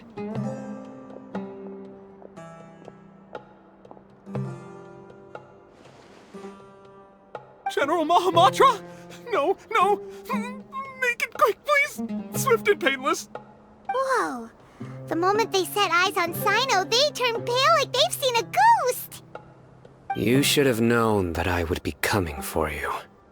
Wait, we were just following orders! You know what I'm talking about, right? There's no way we could have done all this by ourselves! No, not Sino! He's gonna tear us limb from limb! I could do worse. Please have mercy! Start talking. Otherwise, I'll have to resort to other methods. So, your superiors have kept you quite busy recently. Why? What are they trying to accomplish? They wanted to extract canned knowledge. Don't play dumb. You know what I'm really asking. They extract divine canned knowledge. Then what? I really don't know how to explain it. Well, you better start talking or you'll be sorry! You don't want to make things any more difficult for yourself, do ya?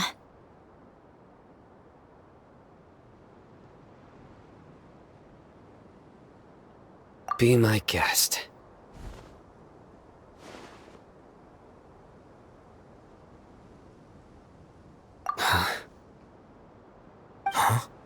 Uh-huh.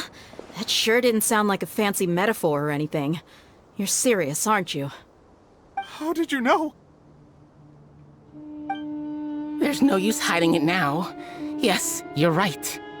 The Academia is working on an important and potentially world-changing project. They are creating a new god. A god that will belong to them and to the people of Sumeru. It may seem as if Sumeru's academics are thriving, but ever since the death of Greater Lord Rukkhadevata, scholarly breakthroughs have been few and far between. The withering of Irminsul has been getting worse recently. The sages have tried everything they could think of, but nothing's worked. I'm always hearing them say things like, if only Greater Lord Rukkhadevata was still with us. Continue. And then, someone from the Fatui showed up. They called him the Doctor. He brought a gnosis and said he wanted to borrow the Academia's research facilities. The doctor was previously expelled from the Academia. At first, the sages looked down at him in disdain. But when he said those words, everyone's expression changed. He asked them, "Do you wish to create a god?" This is what the arrogant ignorance at the extreme end of academia looks like.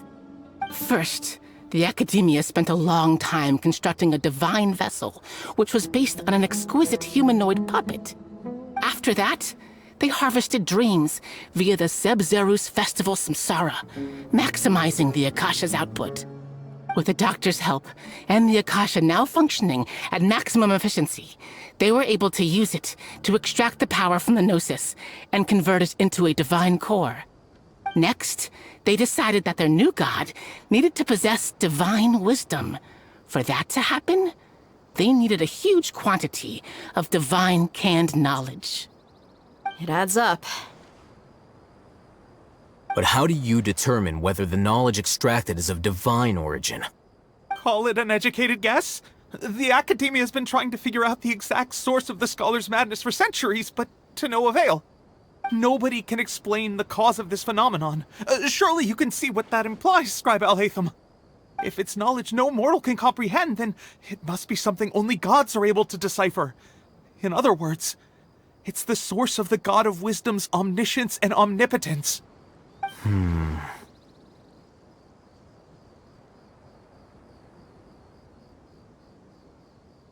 You must have noticed by now. The Academia doesn't care about who their god is. It's the ability to exercise control over knowledge and wisdom that matters. It is as if they are cursed with a desire for omniscience and omnipotence that burns in their blood. Some organisms demonstrate phototaxis, and thus orient their entire lives in respect to sources of light. For the sages, their only source of hope is the existence of a deity who embodies the acme of wisdom. This is but a form of phototaxis. For many scholars, the absence of a god of wisdom means stumbling in the darkness for the duration of their lives. Then what does Lesser Lord Kusanali mean to you? Is she not a true god present in this world? If you already have a new god, why try to create another one? From the beginning, the Academia has never treated her as a god. When the Academia first discovered Lesser Lord Kusanali, the newborn god of wisdom, the sages hoped that she would be as wise as Greater Lord Rukkhadevata. But upon evaluation, they found that at the time she possessed no more intelligence than any ordinary human child. The sages never had a ruder awakening. This forced them to accept that Greater Lord Rukkhadevata had indeed passed away. Not to mention that Lesser Lord Kusanali's Gnosis had been used to power the Akasha this entire time. By herself, she has neither an Archon's raw power, nor the spectacular insight expected of a god of wisdom. Slowly but surely, people began to forget about her existence. So, this is the path the sages have chosen.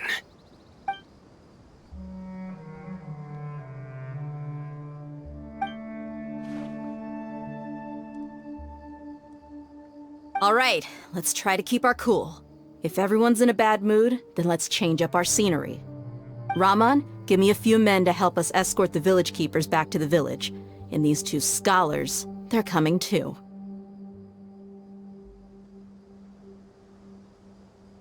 Sure, as you wish.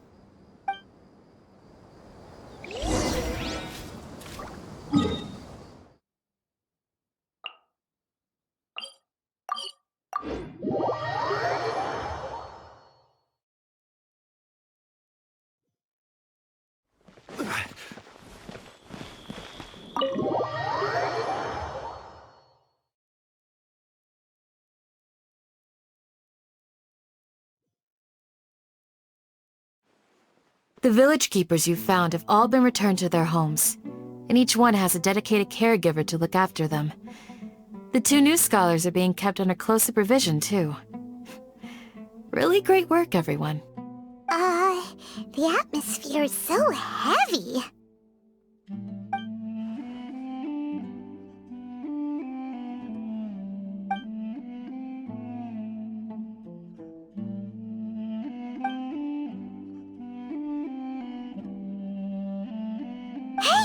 Say something! Stop spacing out! Come on, is there nothing left to talk about? In that case, let's all get some water and try to think about something else. Or I can go fetch some snacks. Oh, Paimon's so coming with you! Do you have any plans, Traveler? Gods above, you're not talking about work, are you? So you were still withholding some information?